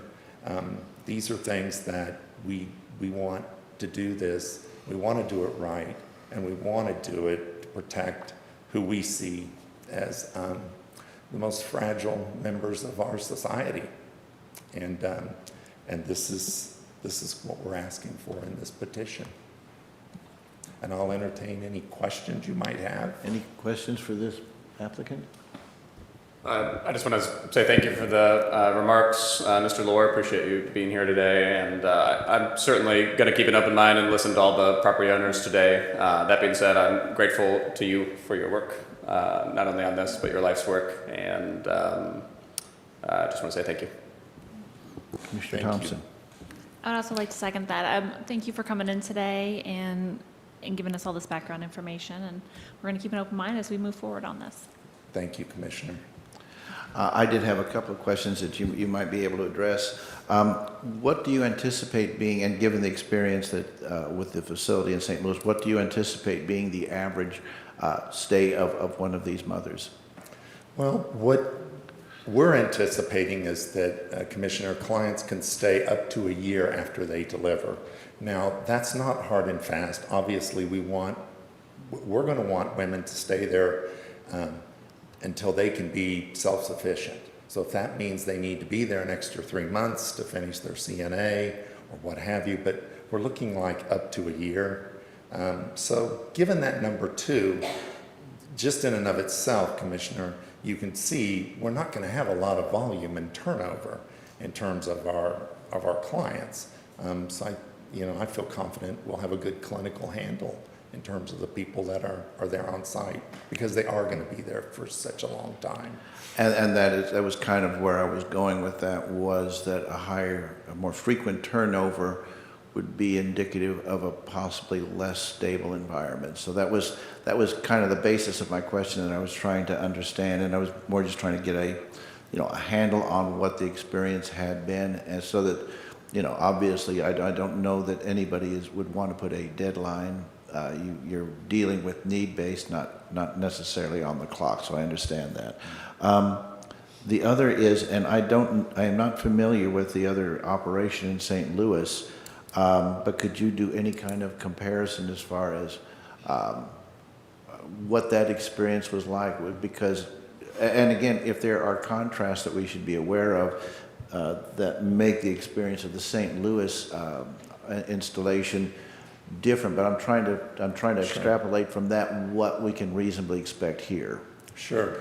I toured the facility, and members of our either advisory board or the Gabriel Project toured the programs in St. Louis. I did only see their residential program. They have two of them. One is more in the inner city, and one is in a more rural area, very comparable to what we're looking at in Defiance, Missouri. That was the facility that we had toured. What they had recommended to us is that we look to, that if we were going to look at doing a similar initiative here, that we look for a more rural setting, that they had a lot of concerns and issues regarding their facility in town, and in fact we're looking to eventually close that over time. But their facility in Defiance, Missouri, they've been in operation for 14 years. In their time there, they had contacted the police twice, and they were non-eventful situations, just people that either wouldn't leave the site but left without incident when they were called in. So that's kind of has been their experience, and it's kind of, that's why we're meeting with a group of them that are coming up here and actually spending the day with us in July to just look at how we would operationalize those kinds of similar steps. Some things we're doing are even, I think, going to be even greater than what they have. But on all levels, we'll meet what they're doing. One of the things I think it is really important to note is we won't have visitors coming to our facility that are not screened and approved by the therapist. Okay, it has to be a real purposeful why this person would have to come to our campus to meet with you, couldn't meet with you in town, and this sort of stuff, to make sure that it's an appropriate and safe. And we also want to just maintain people's confidentiality as much as we can. And is there any comment or statement from the third individual? Deacon, did you want to? My name's Kevin Cummings, and I'm a member of the clergy in both the Diocese of Kansas City, St. Joseph, and the Archdiocese in Kansas City, Kansas. We began this mission, in case you're wondering. I'm trying to address the common good, okay? And we began this with another deacon who fell very ill to the COVID and hasn't been with me for 8 months. But it was begun as Gabriel Project KC. And what we tried to do is find members of the secular community to back an initiative that would help women, empower women who were facing a choice. And the choice was they either had 1 or 2 children, they were pregnant, single, unemployed, and often homeless. These were the ones that were falling through the PRCs, the Pregnancy Resource Centers available in the greater metropolitan area. And these women had no choice. They either had to give up their child, okay, to adoption or possibly to abortion. And so the thing that the directors of these pregnancy resource centers told us, we have no housing. We have no residence for these women. And it was one thing that was addressed by Our Ladies in suburb St. Louis. And we researched that and fashioned our background on it, and then sought donors The donors come from all over the community, construction, some of them manufacturing and things such as this. But they decided that they saw their money being best spent on a residence home for these women, to give them a choice, to give them another chance. Many of them suffer, and a quote that we got from the director at Our Lady's Inn, over 85% of them suffer from post-traumatic stress disorder, either at the home or being kicked out of their homes. These are not always young women. These are between the age of 28 and 32 on the average. These are also women who have been sex trafficked, have dependency problems, mental instability, and whether it's alcohol or drugs, they tend to have reoccurrence of them in this community. And so what we're trying to do is give them a stable home retreat environment where they can not only be admitted, but they can be treated in a counseling network and with other women to mentor them as mothers and sisters to help us on a spiritual front. Many of these women have no connection with family, just family. Father, mother, they've been ostracized. So what we're trying to do is give them a family-like environment with peace and with calm and with the therapies that we're using. We feel they're going to get a second chance. They're going to be empowered. And we're also having these same members of the community train these mothers for careers, education, things such as this. This is why they will stay with us for more than a year. We are not a factory. We don't want these women to leave too soon. We want them to leave on their own volition. And in doing so, we think they'll be better prepared for the society role that they will undertake. And this will be addressed on a continuous basis by, like I said, reevaluation of our means, our methods, and our rate of success.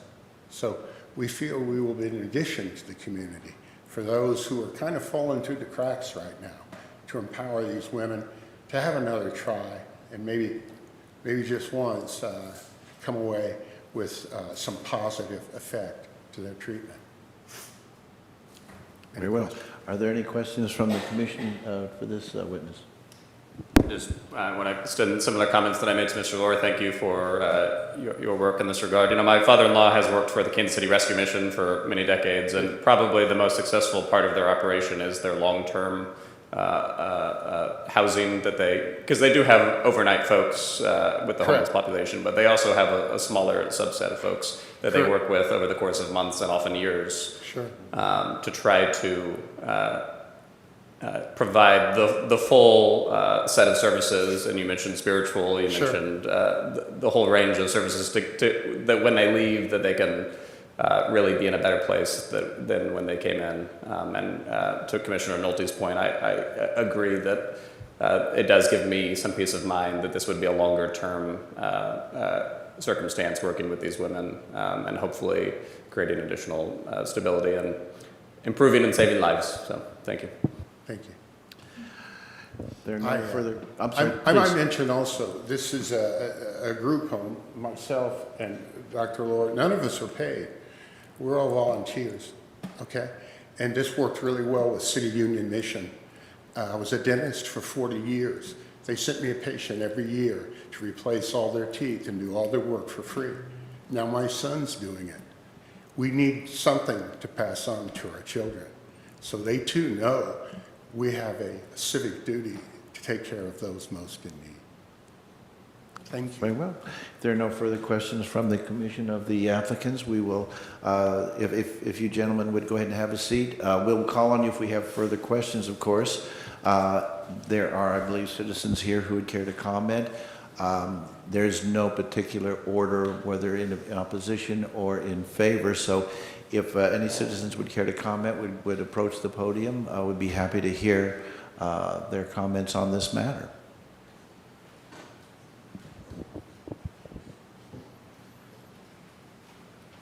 I'm Judy Hutchison, and I'm not a debater or speaker, so forgive me here. But my husband and I border the property behind the St. Mother's home for mothers. And so we have looked at that house sitting there for 2.5 years, empty, deteriorating. And so we're excited to see improvements. And one thing that I really like is that I have toured Mother's Refuge in Kansas City and Independence. I've toured the Lighthouse before, and I've seen how they operate, and they keep their home and their yard pristine. They take good care of it because they have donors, and they are really watching the property and how their monies are used. I like the fact that the codes have to be all up to date, you know, and all that, because that's real important. I have personally myself worked for 7 years at Bridge of Hope in Richmond, which is a pregnancy resource center there, and I've seen many of these women, and we are forced with the situation. We don't have any place to send them close, you know, or anything. So this would be a resource that we could use, and also it could be a place where they could get help. You know, we try what we can, but we're all volunteers too, okay? But like I said, and when you look out, if it's a private residence, where we live, all of us have like 10 to 13, 14, 15 acres, okay? And all those acres are pretty maintained. Everybody takes really good care of their property out there. You could get a resident in there that's gonna start parking cars right back there, or trashing their property. It's a big property to maintain, big property. And living out there where I do, I mean, I walk out my front door, I see it, it's right there. And I don't want to see it trashed. I don't want to see it go downhill. When the mothers lived there, the nuns lived there, it was maintained, and they would have big events once a year, twice a year, and have inner city kids come out. There'd be like 150 kids there for an Easter egg hunt, you know. It was beautiful to watch that. And to see what they did with the home there. They'd have their windows open, and they'd be singing in their chapel, and it was beautiful. But we need a place that's calm and peaceful, and a place where these girls can make a choice whether to place their babies for adoption or keep their babies. That's a big decision for them, considering what environment they might go back to. So if they get proper help and proper counseling and hope, that's what they could get there. So my husband and I are for the St. Mother's home. Are there any questions of this witness from the commission or comment? Seeing none. And I do want to emphasize that as citizens come up to speak, it's not necessary for anybody to be an expert debater. Just come up and express your opinion. I myself find myself tripping over my own tongue more often than not, so please don't be apprehensive. Well, I am. So, my name is Ken Bowen. I live at 23407 Northeast 100th Street. And I mean no disrespect to anybody here, but I would just as soon not be here. Could you speak a little bit more into your mic, please? Sure. I would just as soon not be here. These kind of issues have a tendency to pit neighbor against neighbor. And they also provide proposals that you may philosophically agree with, but are greatly troubled by other issues. And so I fit in that category. I mean, no disrespect in stating my issues today.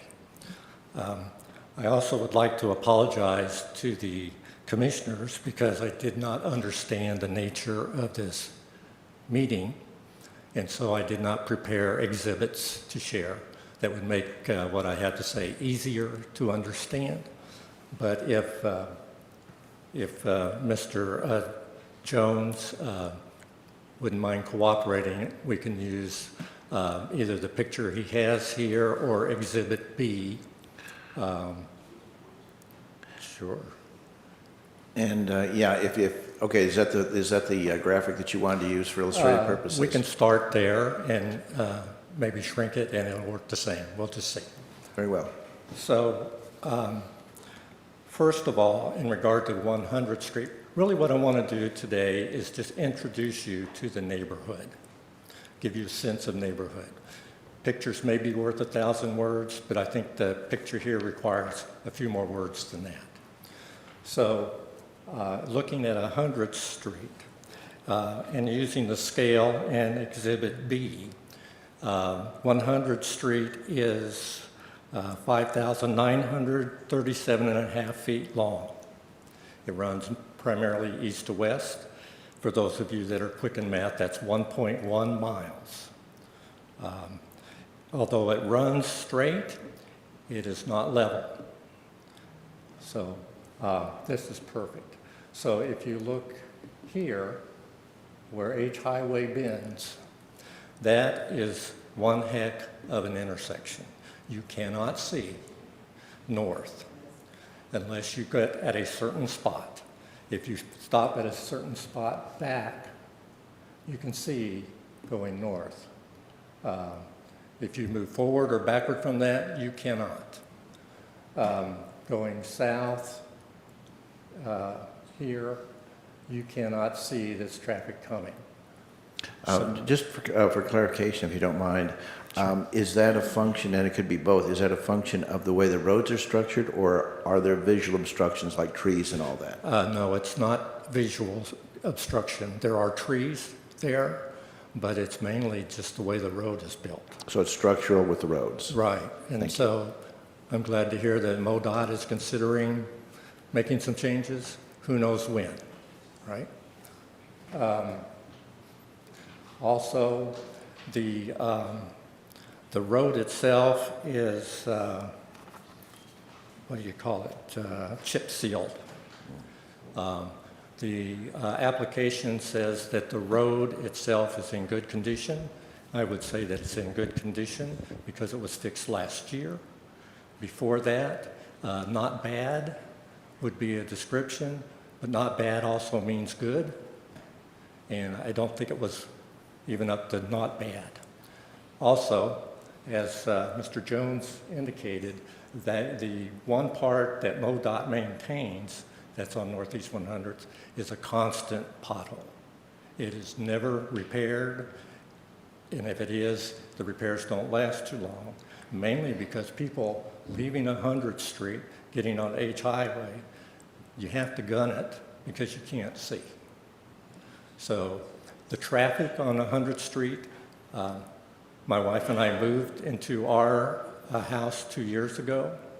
I can say that basically the people on 100th Street are shortcutters, so there are people going across there, going to somewhere else. It's farm equipment, it's Amazon, UPS, that type of thing, and very few residents. So the most people that are going across there are in a hurry or they're farm equipment. Okay. So if you look at going, I'm sorry, I'm shaking. 100th Street. This property there is a single house, but its address is H Highway. So the first house residence is this small property there. I do not know the people. There is a mailbox and a driveway up to a residence. I think they've got an outbuilding. Following that, along this road here is a white wire cable fence. It's property, I don't know if it's owned by or leased by Shoal Creek Land and Cattle. And they run Red Angus cattle on that pasture periodically. There are no buildings on that property. At this little section here, there is a gateway to that property. So on the south side, there's a gateway that's locked and maintained by Shoal Creek Land and Cattle. Moving on down the street, you have Duncan's Addition. That primarily is a residence with a large horse barn, and they have usually 5 horses of high breeding. there grazing. You don't see anybody there, but they do have a driveway and a mailbox there. If you come up to this parcel here, is an elderly couple that lives there. It's fenced by an iron fence.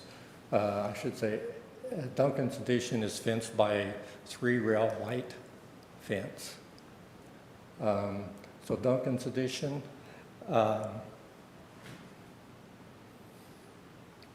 yeah, so there's here a mailbox approximately right there. And then right here, there's two small, there's a residence here of elderly folks, and right here in this pod, there's a residence of a young couple. At that spot, there are 2 driveways and 2 mailboxes. What I have failed to mention so far is there are hills. Where this entrance is the bottom of a hill. There's a hill that crests here, another hill that crests here, and another hill that crests there, and a hill that crests there. If you're approaching the hills from either side, you cannot see what's coming. It could be people walking dogs like me, or it could be a tractor pulling a hay rake. You cannot see past those hills. And at the top of those hills, this hill here is a gateway to this property here, and it's open gateway. It's not fenced, closed, and that's fallow land. So all of this here is fallow land. So again, 2 mailboxes there, 2 driveways there. You come down here. This is my property right there. So you see the shared boundary. There are 3 mailboxes here. 3 mailboxes because this is a private drive that we maintain with 2 of our neighbors, one who lives here and one who has a house there. So next door is a residence. It has a mailbox here and a light on like a telephone pole. Privately maintained. The light has never worked in the 2 years I've been there. It's dark. Then you go to the applicant's property, and there's a mailbox, a driveway, and a light that does work. It's on a pole. You can see it at night from my driveway, and it's covered with limbs and trees, and I'm sure they're going to take care of that. So bottom line here is that there are 9 mailboxes. 6 of them are from here on. The driveways that we're talking about there's 6. There's 6 residences, including the applicants. 3 of those driveways have issues with line of sight because they're at the top of a hill. And truly, it is, if you're going up, if somebody's at the top of the hill, you can't get around it safely. There's also an entrance to this pasture right here. It's a locked gate, and it's at the top of the hill, and the most practical way to get into that gate is with a Sherman tank because there's a berm and it's hilly. And so that is not used. There is a gate to this property, these 2 parcels here. These 2 parcels here run cattle. That's all that's there. It's just cows. And there's a large feeding bin here, and the gate is about right there.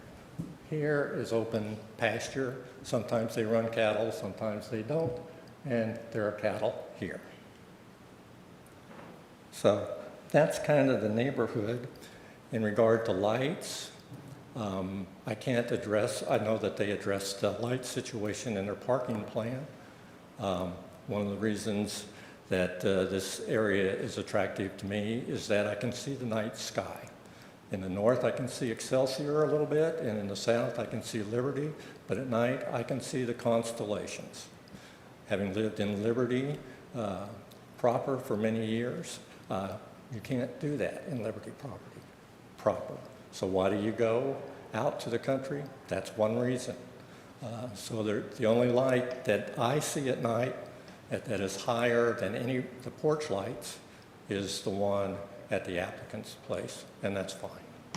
But parking lighting where I can see the applicant's house from my driveway, and the parking lights that will go in there will interfere with the night sky, for what it's worth.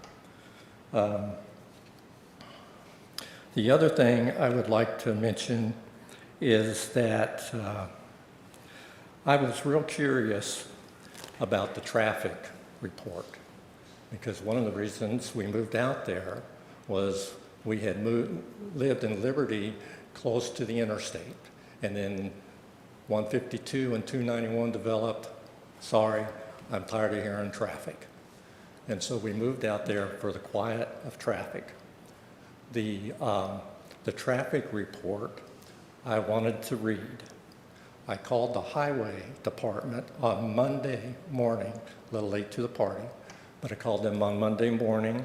They said they would call me back. A poor messenger was assigned to call me back. She told me that the report was not available to the public and that I could not see it. That was on a voice message. I called her back. She repeated the same information. I was quite frankly flabbergasted to hear that. And I asked her, where is the report?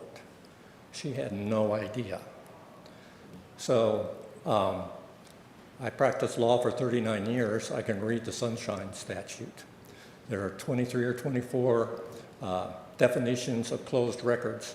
I can't hammer a traffic survey into any of them. I went to, I then sent an email to Mr. Jones, who kindly replied back, said he had not seen the report. He had only relied on information provided by the highway department.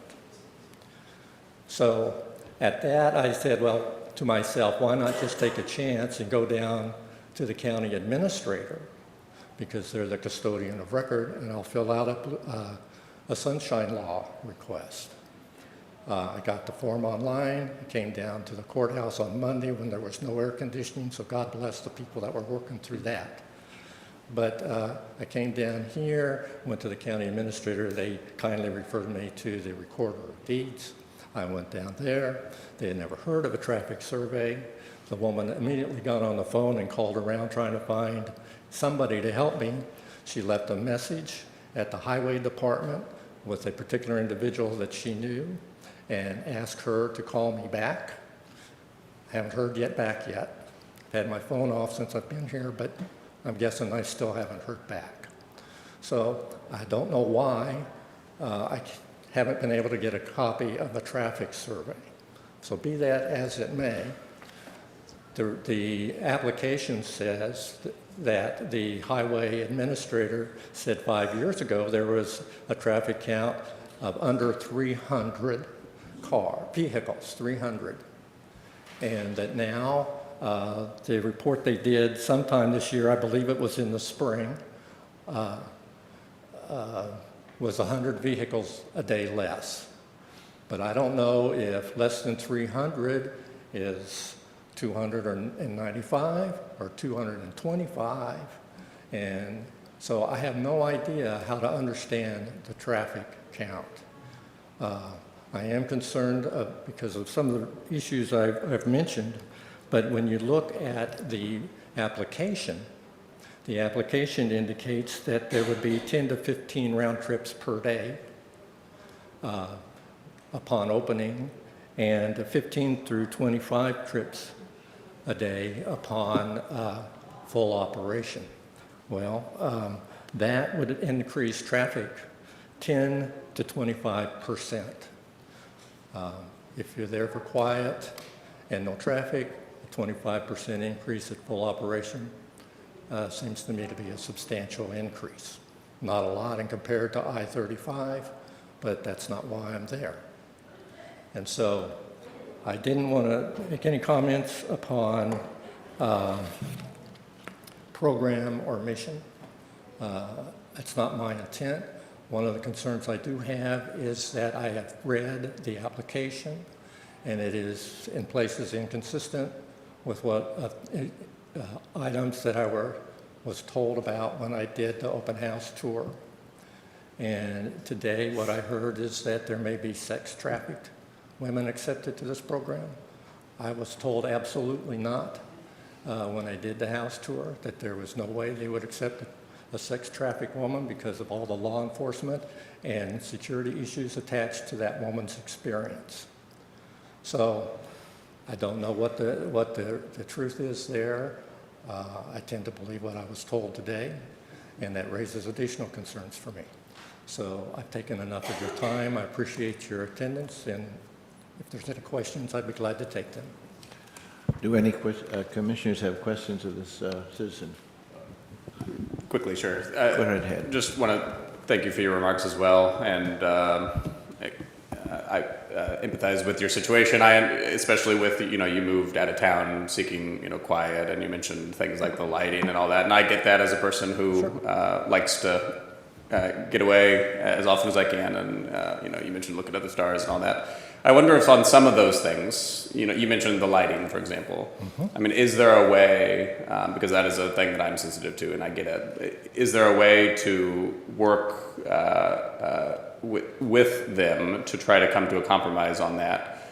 And that's just one example. But I know there are ways to do lighting where you could direct as a significant portion of the light downward so that it doesn't disperse and interrupt the neighbors. The application makes clear that the lighting is all directed down, which is fine, but it's on top of a pole. And the pole, I don't know how high it has to be, but I can tell you that from my perspective, if I stand in my yard, I will see those poles because they've got to be a certain height to cover a certain area, I would assume. So I can't answer your question truthfully. I can only assume that I would see the lights no matter how tall or how well designed they were. Understood.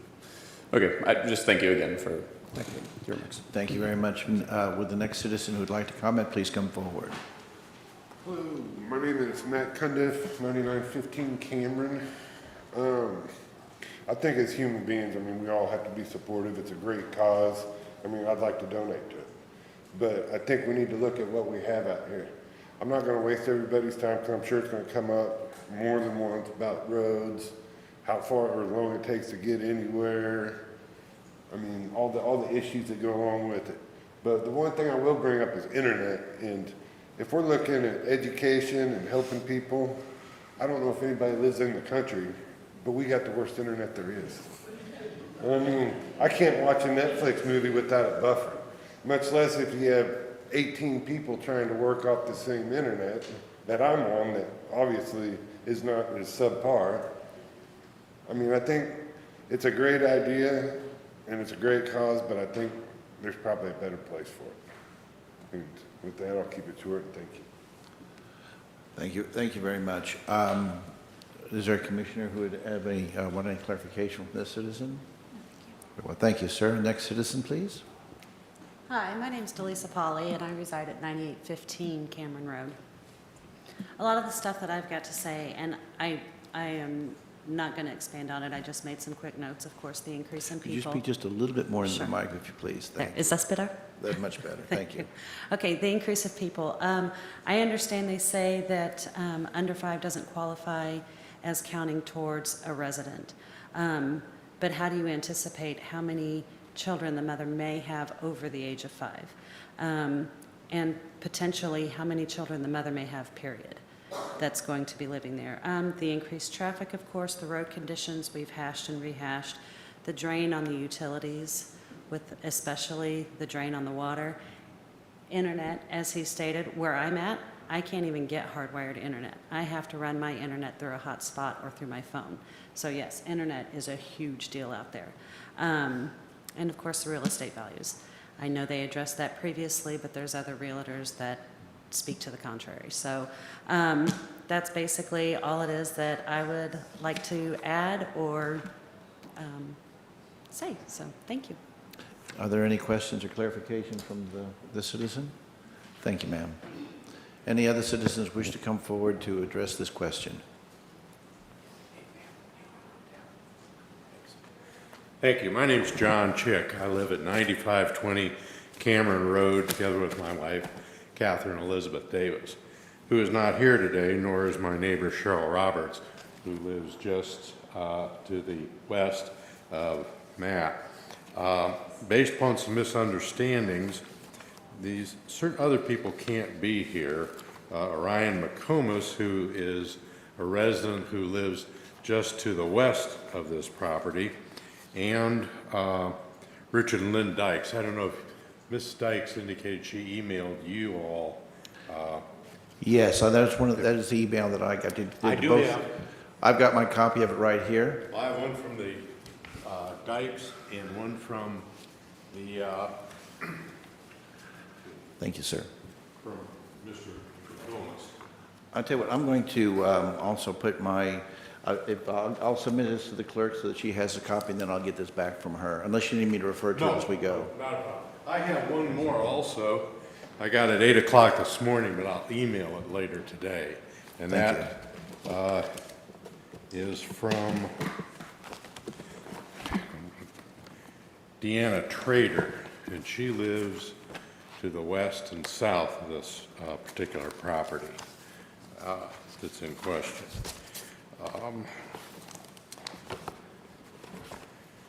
There's been kind of some questions about wording, and Mr. Lohr refers in his application.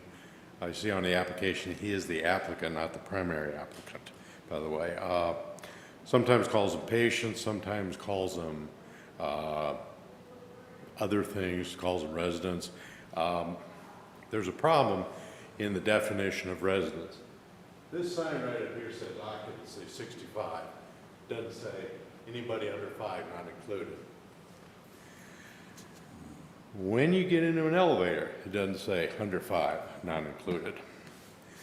So how do we define the word resident? That's a problem. You should go to your code. And if you go to the code section, there is no definition of the word resident in your code. Now, that becomes a problem. Got a little handout. Can I walk behind you? I tell you what, just any documents, go ahead and give them to the administrator, and that way you can continue talking. Second and a third. Okay? Thank you. This way we can do that, and you can continue with your comments while we're looking at it. Fine. Item number 1 is page 15 of 15 of the attachment for the admission procedure.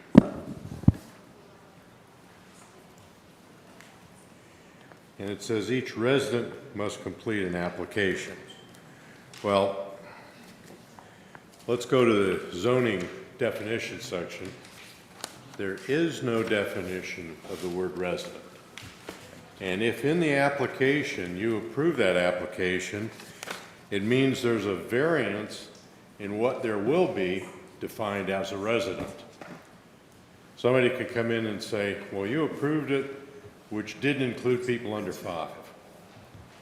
Now, I want to make an application that doesn't include people over 50. And you're going to have litigation over this, because if you give them one chance to define what it is, then you're going to have somebody else saying, I'm entitled to make up my own definition as well. That's not a benefit to this county. It's litigation, which is going to cost. So how do we come up with a definition of residence? Exhibit number 2. I've been a lawyer for 50 years, and this is some of my research. When cases are decided in certain areas and somebody doesn't like it, they file an appeal. This case has some whiskers on it. It was decided in 1995, got some age to it. I've got some age on myself. I've lived where I am now 45 years. This particular case does define the word resident. And it's from the Western District of Missouri, which encompasses Clay County's judicial system. It uses an appropriate definition. It says if you're a person, the word resident applies. So, if you're taking a position that you want to define resident, exhibit number 2 is going to give you a guideline. It's got to be everybody. It can't be under 5. It can't be. If you follow the rules and what the law is. This is your roadmap already. And if you make a decision inappropriately, they can take this case and cause you to be reversed. Now, I tried to find out who lives there. And in April of, make sure I get all my dates right here. Sorry. March 30th, 2021, Andrea Spencer and Christopher Ross purchased this property by a warranty deed. And wanting to find out who was there, I talked with the post office, talked with the letter carrier, talked with the Board of Election. Andrea Ross has never resided at this property. She's never left her home where she is. She's never changed her address to have mail forwarded there. There is no mail there for her, and she doesn't vote from that address. So let's think about, everybody wants to be good neighbors. That's the phrase. Let's be above board, let's be candid with everything we have. Matt Lohr has indicated to you in his forms that we're going to have certain kinds of people there. Could we just, I mean, just for the formality of it just, rather than refer people by name, just we got kind of refer to him as applicant. Maybe that would be a little bit easier, if that would be okay. Actually, that's really good because there's Matt here, there's a Matt who cuts grass, and there's Dr. Lohr. And he is here as applicant, not as a person. Okay. Let's look at exhibit number 3, if you don't mind. And I've highlighted the parts that are there. It's the application.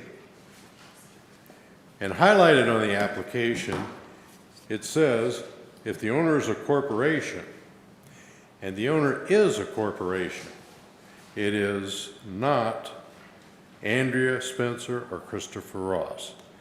Because on April 26, 2021, St. Mary's Home for Mothers Incorporated filed a warranty deed on April 30th. The same day, Matt Lohr, the applicant, signed this application. And I've highlighted the form that says that if it's a corporation, it has to be done by an officer of a corporation, and there has to be attached a certificate showing that person's office. Applicant Lohr is not an officer, a director, a shareholder. He is the registered agent of this corporation, period. Registered agent is just a person or company that is required by law to be appointed to serve process, because a corporation is a fiction. If we get beyond the fact that this application never should have been filed to begin with, excuse me, never should have been received because there's no authority for it, then let's look to what was attached. Applicant Lohr says in part of their material, if you look at exhibit number 1, I didn't highlight it, but 2 lines down, it says, they will check Missouri CaseNet. You may or may not know what CaseNet is.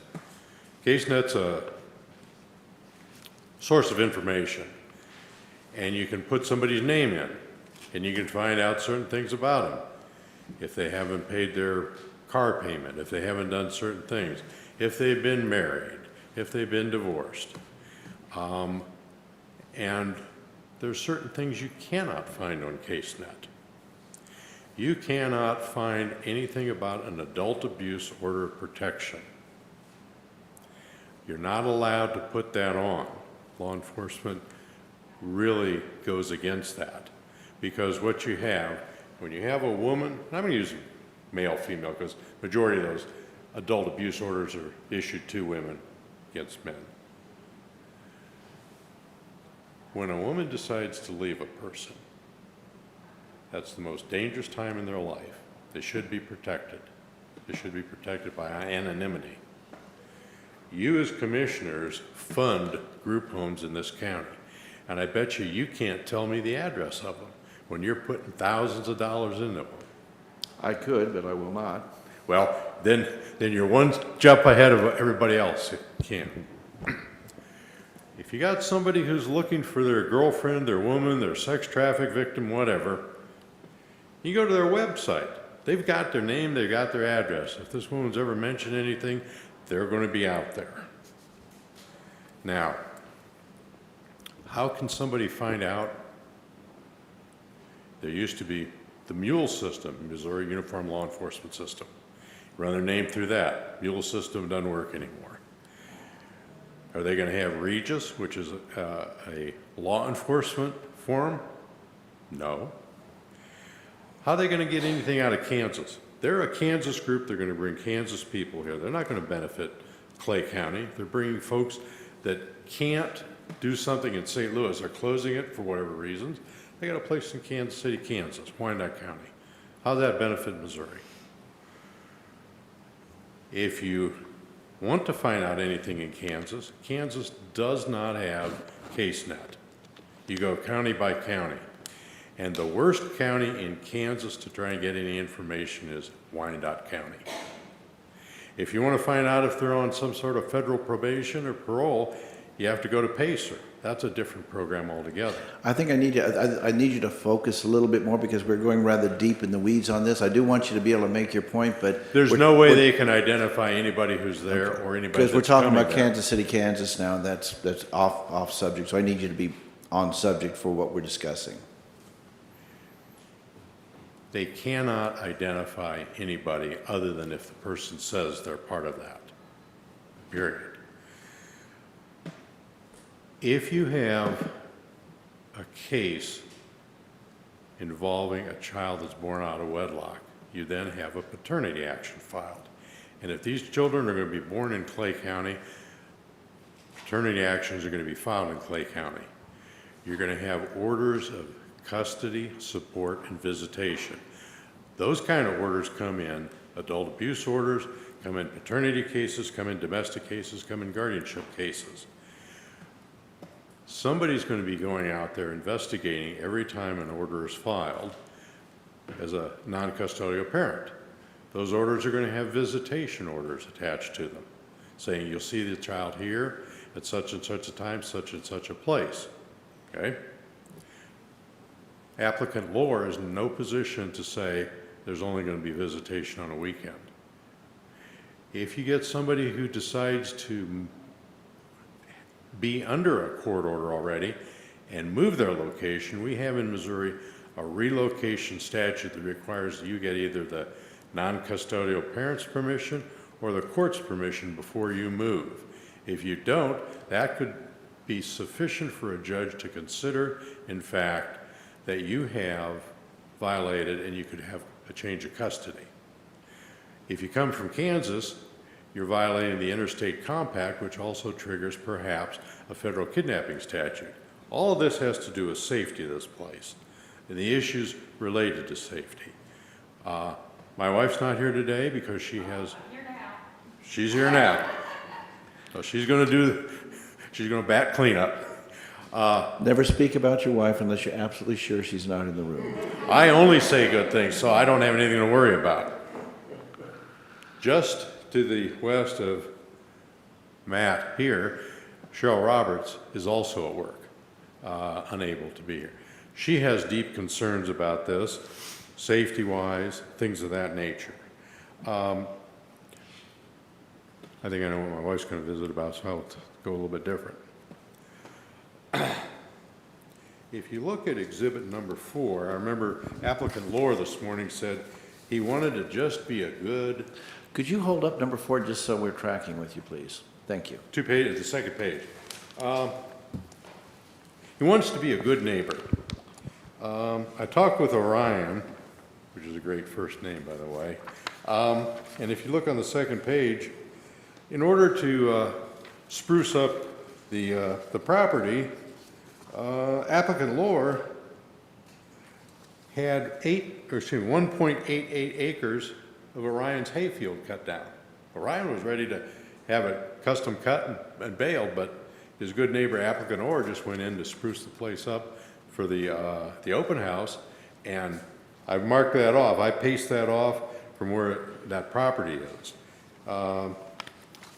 That's not a very good neighbor. Now, my wife will talk. Let's not, because now you're straying into making personal remarks about the applicant. We need to keep these in 2 areas. One is fact, the other is your concerns, and Okay. personal characterizations are not really going to be helpful here. So let's talk about safety.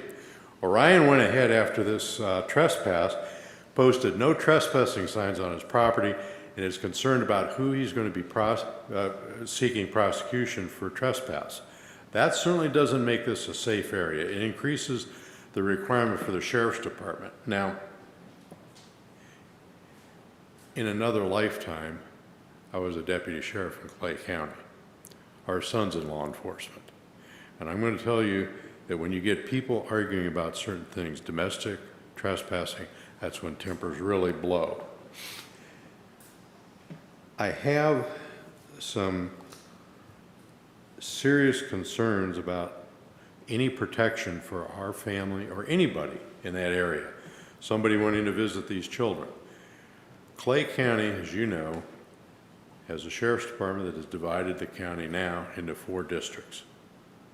And of an evening, in our district, and the sheriff's department covers incorporated and unincorporated areas, we have 1 road deputy on duty.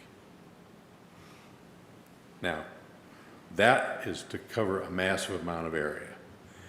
There are 14 open slots at the sheriff's department. I don't believe that putting a substantial number of people in this project are going to be anything.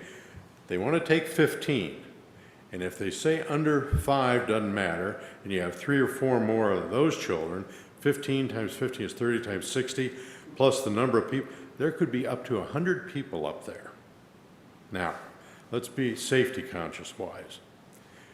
2 years ago, my wife had to call an ambulance for me. We're in the Fishing River Fire District, which is, God love them, but volunteer fire departments, they save basements. That's what they do. Took 23 minutes to get an ambulance to me from Excelsior Springs. At the open house, applicant Lohr told me that they're going to have people who are there trained to use CPR and trained in first aid, and that they're going to work with these women's doctors. Babies aren't born Monday through Friday from 8 to 5. They're born on dark and stormy nights like the stories start. There's nobody there who's able to treat anybody with any type of pediatric care. I'm concerned about that safety. But I want to get to something that, regardless of, opinions, non-opinions, if you look at Exhibit 5. That's the email. Yes. Thank you. The email reads from back to front, actually. And Kip Jones, on April 16th, said he needed an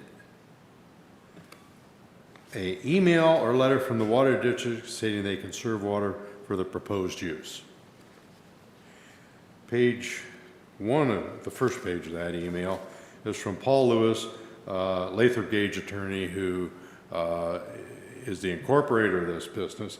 He says he's including email correspondence from the water department. Kip Jones will tell you I've been in his office several times and looked at this file several times, had to actually go through their attorney to get certain emails finally. There is no email from the water department in there. There is number 6. And if you look at number 6, it is dated April 15th, and it's a deposit from Andrea Spencer, one of the 2 corporate owners. And it says she's an occupier.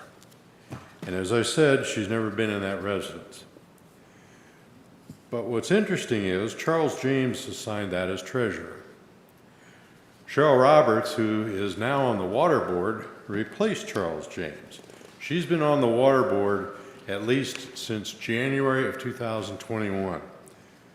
She tells me in April, the water board meets on the 15th or the third Tuesday, either one or the other.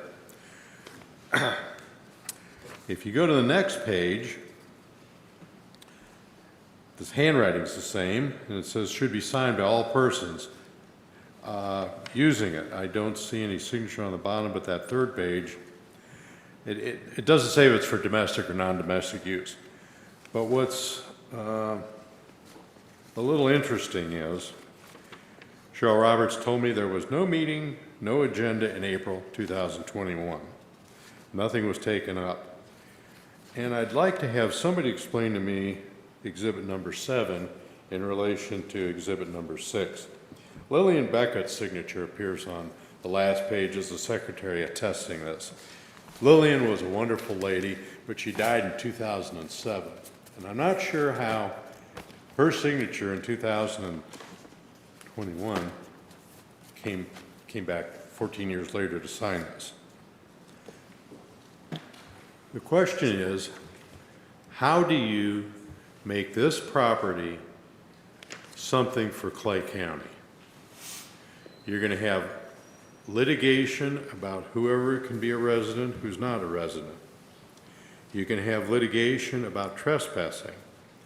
You're going to certainly have litigation about custody, visitation, support orders.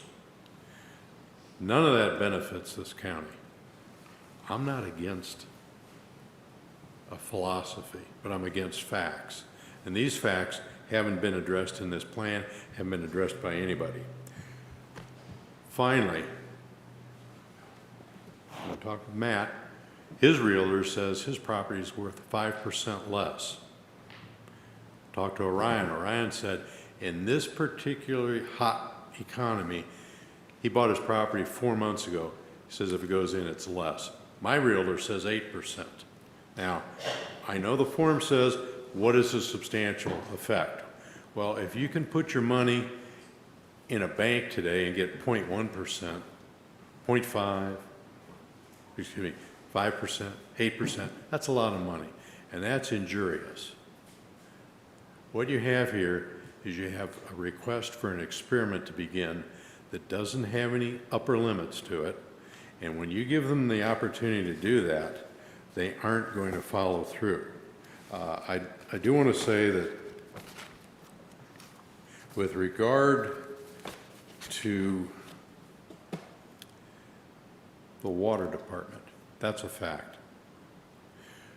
There are 3 major users of water in our water district. There are 113 people. I'm sorry, 113 members. Some of the people have more than 1 meter. Shoal Creek Ranch is just to the south of us and loops around. They have a substantial amount of property. The white picket fence where the red cattle are, they lease that from the Sages. They use between 45 and 65,000 gallons a month. The next 2 groups, if you add all 3 of them together, they may get up to about 100,000 gallons.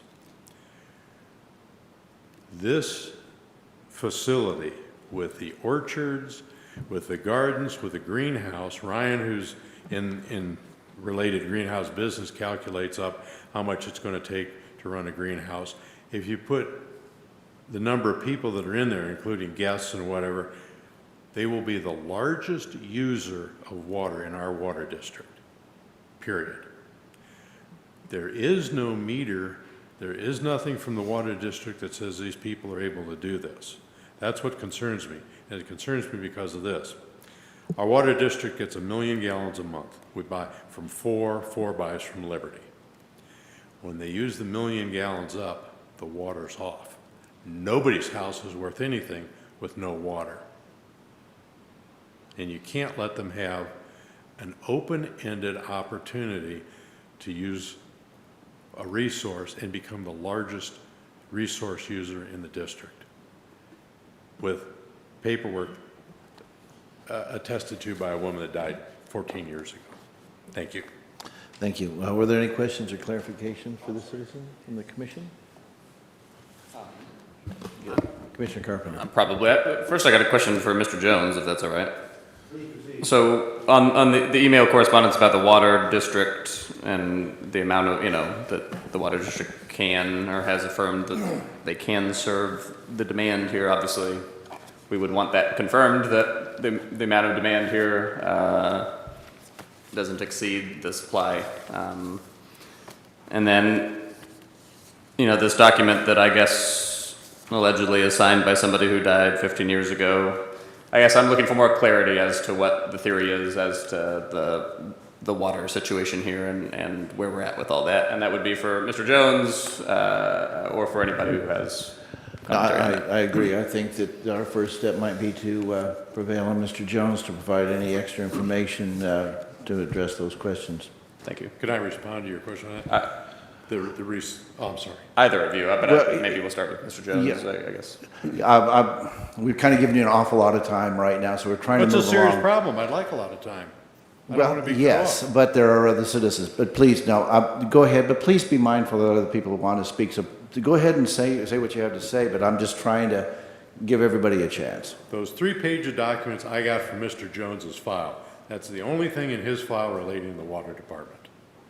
So there's nothing I can do to follow up. And as I said, Cheryl Roberts, who has been on the water board since January of this year, stated they did not have a meeting because there was no agenda in April when that was I supposed to be believe that signed. the direction from the commission was that Mr. Jones follow up additionally, not yourself. We could not, and I would not presume to direct you to do any actions. Well, I thought you felt that I had produced those documents on my own.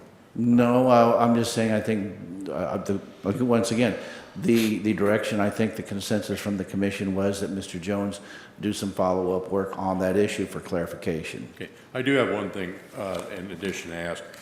Due to a misunderstanding with Mr. Graham and some information he made, some people were not here today based upon certain representations or misunderstandings.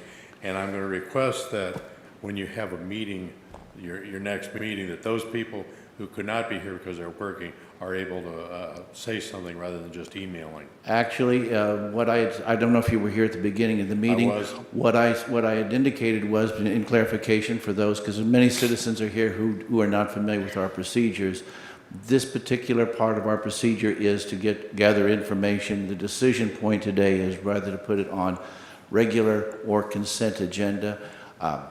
I don't want to tip any hand, but I believe there might be some particle of controversy attached to this, so it will likely go on regular. What that means is citizens will have an additional opportunity to come before the commission and speak next Wednesday at 6 p.m., assuming that this issue is not put off because we need more information. But right now, that is the plan. And certainly between now and that time, any citizen who wants to contact this commission and submit either written or verbal information, we are absolutely open to hear it. Yes, any citizen who, for whatever reason, was not able to make it today to make comment is more than welcome to be here Wednesday evening. Once again, that's why we have morning and evening meetings, because we are trying our best to accommodate citizen comment. So I don't want any misconceptions that we are somehow not encouraging citizen comment. That's a rather sensitive point with me, considering the history of this commission. In conjunction with the other 2 commissioners, we work very hard to try our best to have citizen comment and to give them as much latitude as possible. So that is the way we will be proceeding, unless some other circumstances arise. That is the plan. Thank you. Commissioner Carpenter. Thank you. Just one additional question. And this, this may be better answered next week, but this would be to county council and assistant county council. This question of the definition of resident and making an exception for children under the age of 5, and whether that would have some long-term impact in terms of future understandings of residency in the county. Obviously, we heard concerns, legal concerns about that, and I would certainly want your legal take on that. I'm not asking for it right now if y'all want time to study the issue. But. Yeah, I'm happy, we'll be happy to take a look at it. Good. Whatever paperwork you've been handed, we haven't seen yet, so I'd like to get copies. Understood. Thank you. Yeah, and we will make sure any paperwork that we've received gets to council as quickly as possible so that we have the opportunity to do the adequate research and inform the commission of anything we need to be aware of. Are there any other citizens who would like to comment on this issue? Commissioner Nolte, can I comment on the water district deal? I'm sorry, was that Mr. Jones? This is Kip Okay. Jones. I'm sorry, you're out of my eyesight. So, yes, certainly, Mr. Jones. Please proceed. So those documents were submitted by the applicant. Those are water district documents, so I am not an expert on who signs the water district documents. The way I read those documents, it appeared to me that that was paperwork for Andrea Ross transferring the meter into her name or the new owner's name, is how I read those documents. Now, Mr. Chick said there were no other documents in the case file that had to do with the water district. I would say I would disagree with that because there was a copy of a letter that was sent to the water district. With any case review for any kind of conditional use permit, we send a letter asking for comments from the water district. We did not receive any comments from the district. I also reached out to the district 2 or 3 times and I cannot get a return phone call. So I would be happy if the commission wishes, I'll double down and try to get some comments before next week's meeting, but that's the communication I've had with the district. Well, we certainly appreciate your efforts, and yes, I mean that, and perhaps if the applicant has some clarifying documents, Mr. Jones can assemble those and present them to that. Is that? I think that might be our way to proceed. Is that? Does that seem okay, Mr. Jones? Does that seem like a reasonable way to proceed? Yes, sir. Very good. Thank you. Are there any other citizen comments before? Okay, we have another one. Please, as I said, you need to identify. I don't think you were in the room. Please identify yourself, and your green light is on, so please proceed. Hi. My name's Liz Davis. I live at 9520. Go ahead and speak into the mic, if you please. I'm That way, sorry. we're doing recordings too, so that helps to. All right. And I am John Chick's wife, and I will say I'm one of the few wives who talk less than their husbands. So anyway, I'll try. And I'm coming late. I'm sorry, I had some work obligations I just couldn't get out of this morning. So I have done some calculations about the water district, and that's not my biggest concern. I'll start with my biggest concern. I've worked extensively. I've been in criminal justice, and my emphasis has been on family and children for the last 38 years. I served 14 years as assistant prosecutor, 10 years as associate circuit judge, and now I'm a circuit judge for the last 14 years of the family court, which includes the juvenile office, the 2 group homes we own, the detention facility, also supervise the associate judge and the family law commissioner, who is also my neighbor. So I was concerned when we first got the invitation that it had an address, because I've worked extensively with Synergy, Hillcrest Ministries, Amethyst House. I have many of the children that we take into our care. Those are the 3 top people we refer them to get their lives back on track, and they do a wonderful job. Not one of them has their address on any social media, because it's just not safe. I mean, things that happened 20 years ago, now once you put on social media, there are no secrets. So that concerns me about the safety issues. And, and then when I talked to applicant Laura at the open house, he said, well, I asked him, he says he's going to check. It's very difficult to find if somebody has a domestic violence. You can't get a copy of an order of protection if you just have the victim's name. That's protected. And I've had extensive training on domestic violence, is that it is the most dangerous time when a woman leaves, and especially when the woman leaves. And I know my husband kind of went on talking about Wyandotte County. I think why we talked about that is that's where the St. Gabriel's project is located at.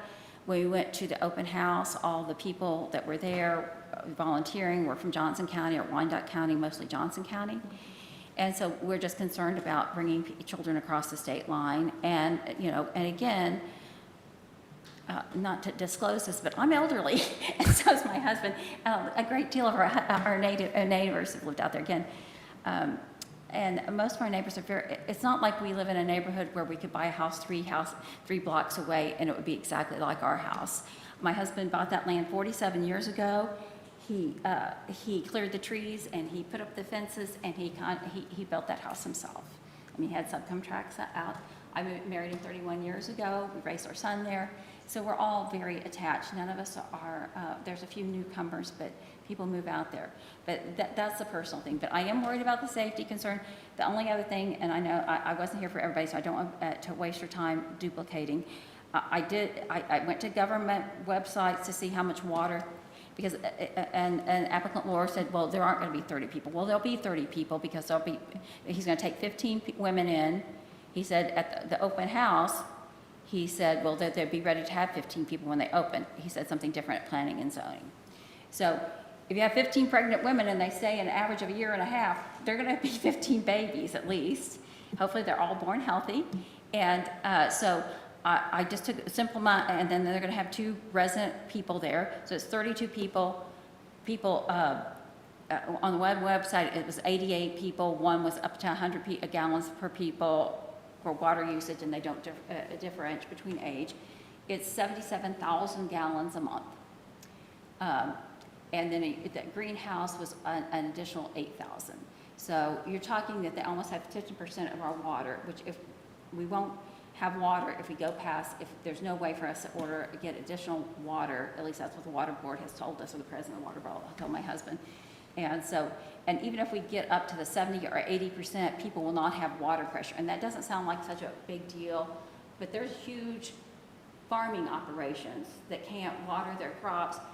Ed Rule has some cattle that are worth half the price of my house. So yeah, so I mean, so water is essential to farmers and to people who live there. And additionally, there is no fire hydrants out there. I know he's talked about the volunteer fire department, that they do the angels work, they really do. But the only house that I've known at the Fernald Road, it went down, and every man, including my husband, was out there beating the grass to stop it. So it's not like living in the suburbs. And I think he brought Wyandotte County in because we're bringing people out here who might not necessarily know what they're getting into. And I'm all in favor of women and children being safe. And I'm all in favor of their mission. But this is we've been burglarized 3 times. In February, I found a dead body on it's been an unsolved crime. There was a woman's body that my dog and I discovered her severed leg at 7:30 in the morning, and that's still not a solved crime. Her name is Angela Reed, if anybody wants to make sure that I'm not making this story up. They're still investigating it. So it took a long time to get a sheriff's, and I've talked to the sheriff, and he said, he wants to assure everybody he's going to do his best, but that's what it is. He was terribly concerned that they had put the address on, because he was police chief in Gladstone, and I think there's some residents in Synergy's group of residents for battered women that are in Gladstone, and he says no one. And in fact, the last time I went to Synergy open house, which has been some years ago, where they'd open up a facility, and I believe it was, I can't always tell the difference between Gladstone and Kansas City, but it was in that area. They made us go to a church parking lot, get on a bus, and ride over because they didn't want anybody to know where they're at. So, and at the planning and zoning, applicant Laura said, well, if we don't put the address, that's saying the wrong message. What the message is some woman just took your children and moved across the state line, or even moved down the street, and they're not letting you see them, and they're violating the court order. He's going to be angry, and he's going to, and they're going to put a gate up but no fence. And the other thing, and I'm sure everybody's already talked about it, in the original plan, they included 2 acres of our neighbor's land, and he's a 30-year-old kid. I don't know if this is his first house, but he's only been there 4 months. So part of it, and then they mowed his hayfield, which if you don't live in the country, you don't know, that's, you're stealing somebody's valued property by taking their hay. And And they also mowed around that pond. And so now it's in his letter, and you have it, is that he is concerned about his liability with all those kids.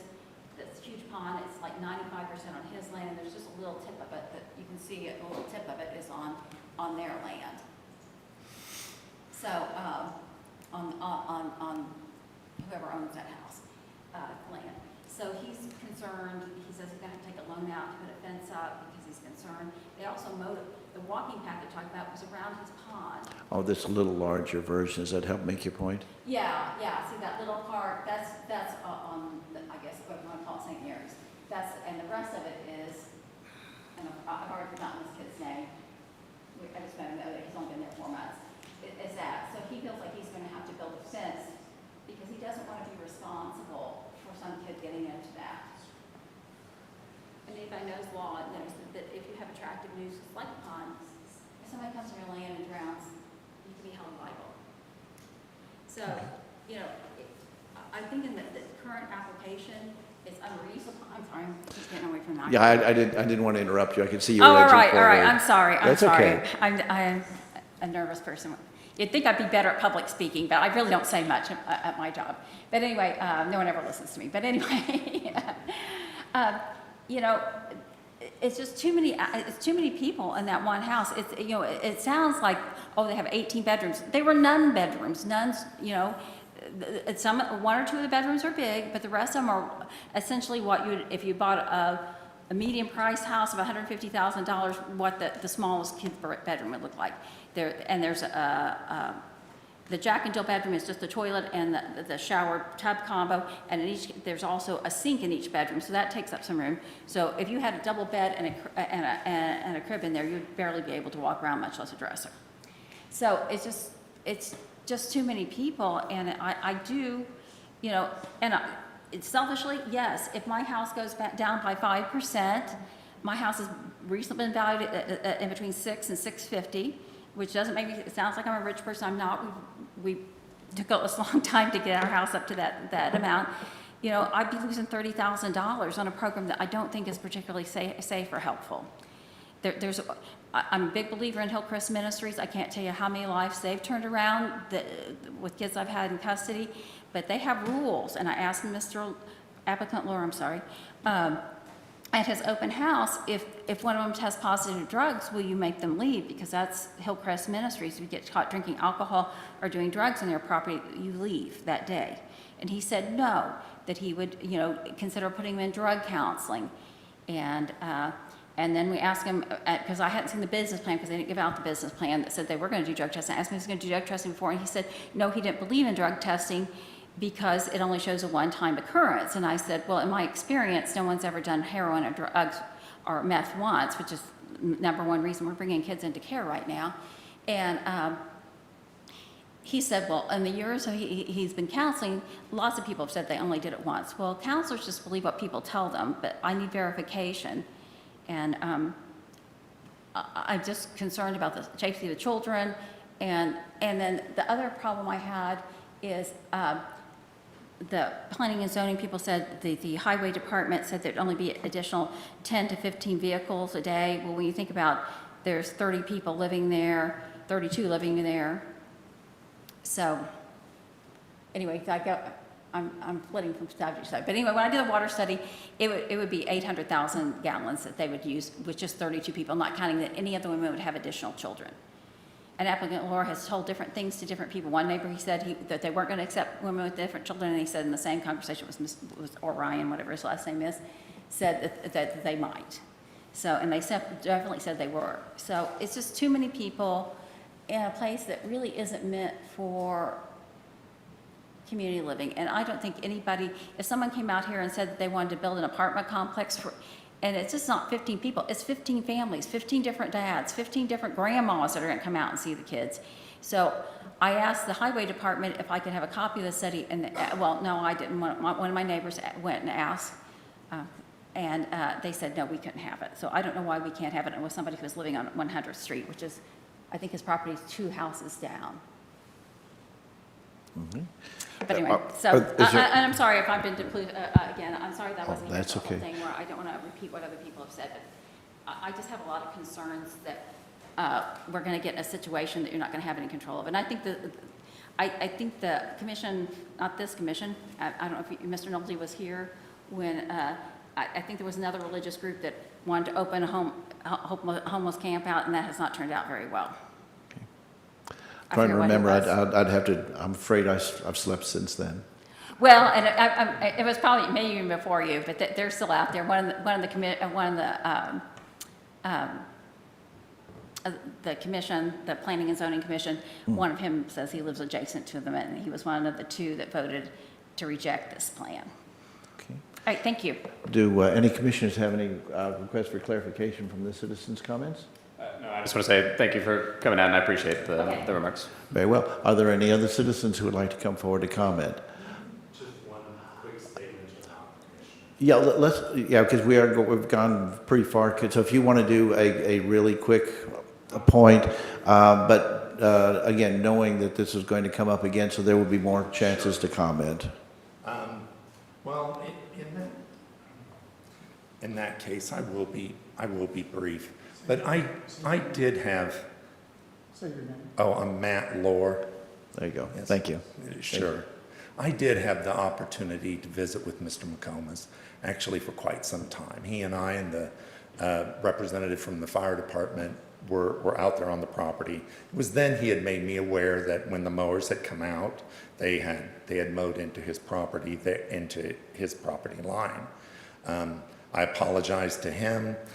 He said that actually he appreciated it, but if we could just in the future not do that anymore, because he said it really looked nice. Since then, okay, Mr. Orion, Mr. McComas, I have his number on my cell phone. He's texted me, asked me to bring up the trash if I needed to.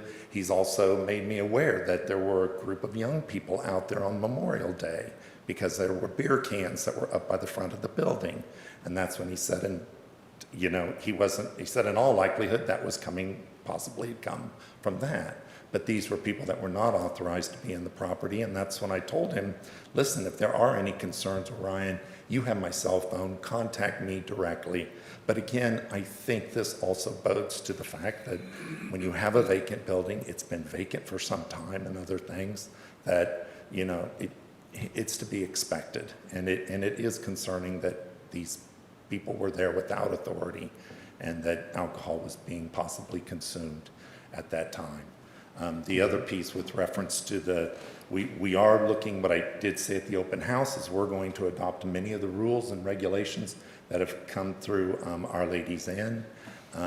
Yes, in terms of drug testing, it may not, again, I differentiate between testing positive at admission and maybe testing positive after you're 3 months post-delivery and been there. That we're going to look at these things individually, but it wouldn't be an automatic withdrawal from the program necessarily. So I just wanted to make those points of contention, those points to clarify on that I had spoken with him, with Mr. McComas, and about the exchange regarding drug and alcohol testing. Thank you. Thank you. With that, we will go ahead. I see no other members of the public rising to make comment. I think it's a pretty safe thing to say that this is a controversial subject and does not support being on the consent agenda. Is that the consensus here? Yes. Very well. Then we will be putting 2021-162 on the regular agenda for the next Wednesday, 6 p.m. meeting. And of course, we will have similar opportunities for additional comments. I would also encourage anyone who wants to send us materials in advance of that to do so that we can have a chance to study them prior to the meeting and be as up to speed as possible. That being said, we will now move on to the next and final issue. Yes, ma'am. Can I just ask that we could have some kind of water study done so we know about the conclusion of the water for everybody or not? Because it sounds like it's the biggest. A citizen has just asked, and it was off mic, so I'll repeat the question. Let me know that if I'm repeating it, if I'm restating it. A citizen would request that we have that there be some kind of a study made as far as water usage goes. And I assume that would be to address concerns about adequate water supplies should this application be approved. Okay. So that's on the record. And yes, ma'am. My husband is on the water board, so I'm going to ask him, and he's going to talk to the president of the water board, and we'll send an email and get that all clarified. Once again, that was off mic, so I will restate that a citizen mentioned that her husband is in fact a member of the water board, and that we might be able to get some information related to that issue from that quarter as well. That being said, we will go ahead and move on to our last agenda item. That would be 2021-162. Mr. Administrator.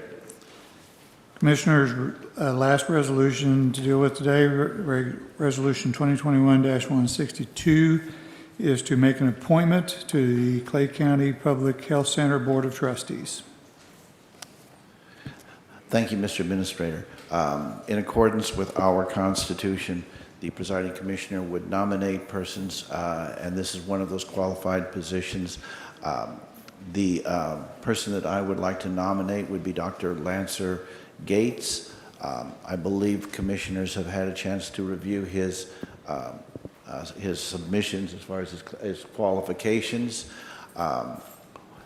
This is, it would be my request that this be put on regular agenda, not so much because there's any controversy, but we are talking about putting a person in to replace the departure of someone who was in fact elected. To me, that if this were a non-elected board, it would be a little bit different, but because this is an elected position, I think that it bears the status of being on regular agendas, so that if commissioners have any questions or comments, those can be addressed separately. So that would be, I don't know if I need a motion really, I'm just going to, Dr. Gates would be my my nomination for that, and so I'll just open it up for discussion. If anybody has any questions or comments, we'll go ahead and try to address those. Commissioner Thompson. Thank you, Commissioner. My only question would be, was there any other applicants that applied for this? Yes, there were. There were? Yes. Okay. There were a couple of others. Dr. Gates, in my opinion, was the best one. Commissioner Carpenter. So this is to fill the remainder of the term, is that right? Correct. The departing member, my understanding is, and I won't use his name because I don't want to divulge personal information, but my understanding is the individual had in fact taken a position out of state. Therefore, this opened up, if I remember correctly, this position is an elected position that would be up in April of 2023, if I'm correct on that.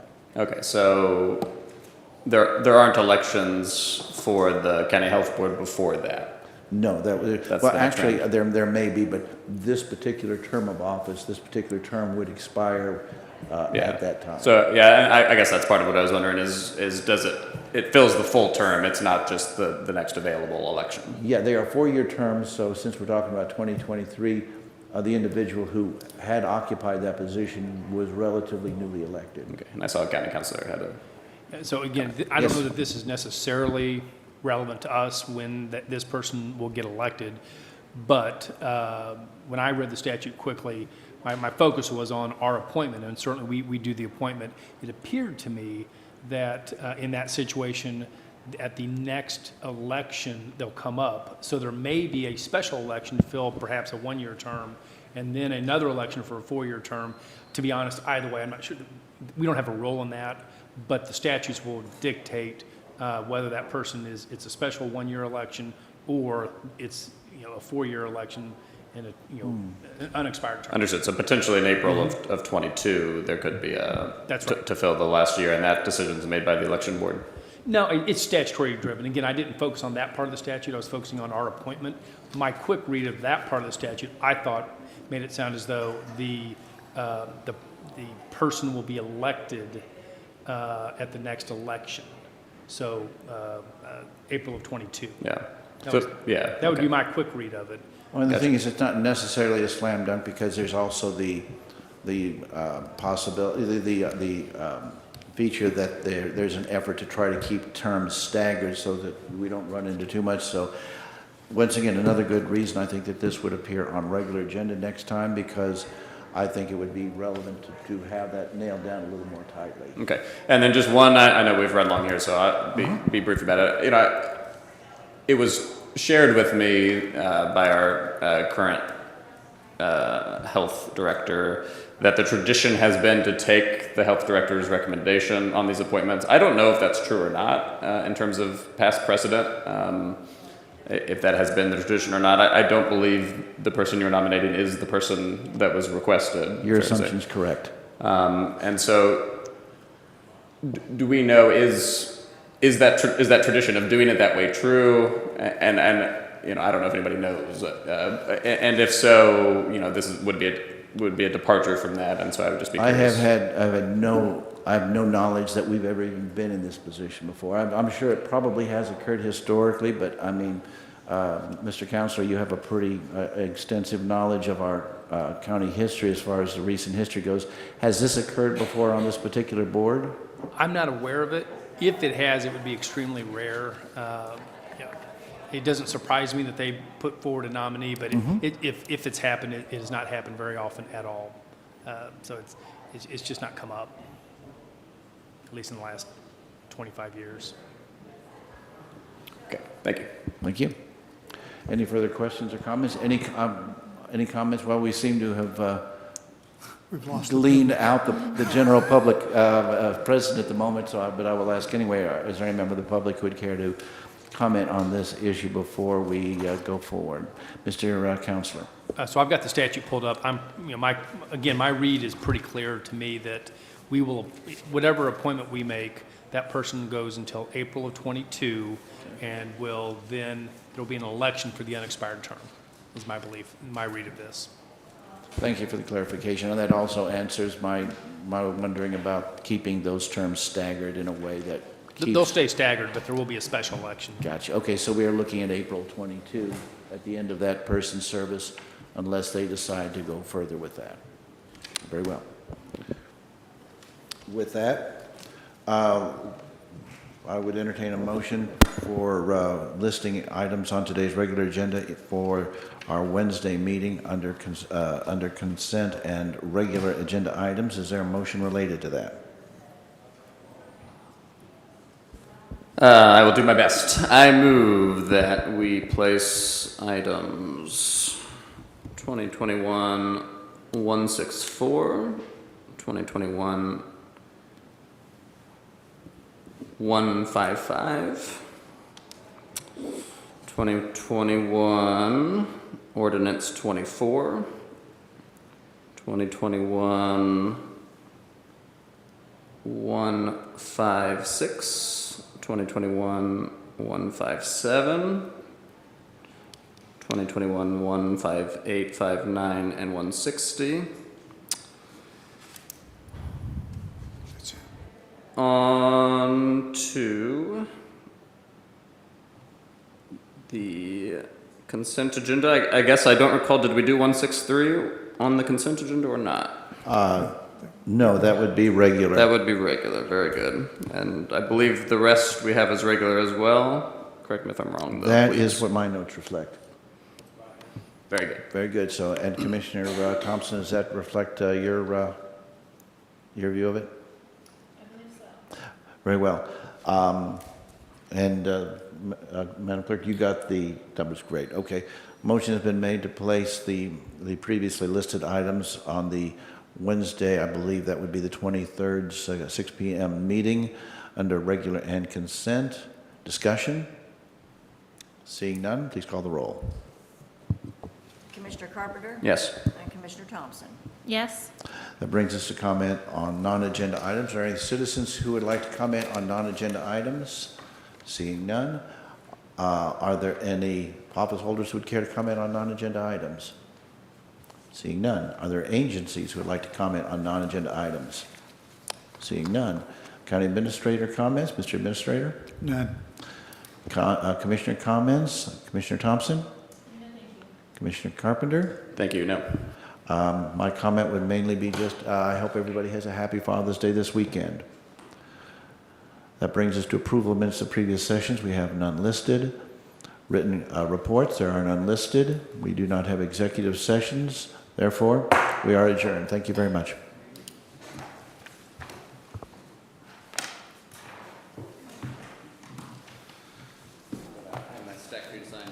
Oh, goody.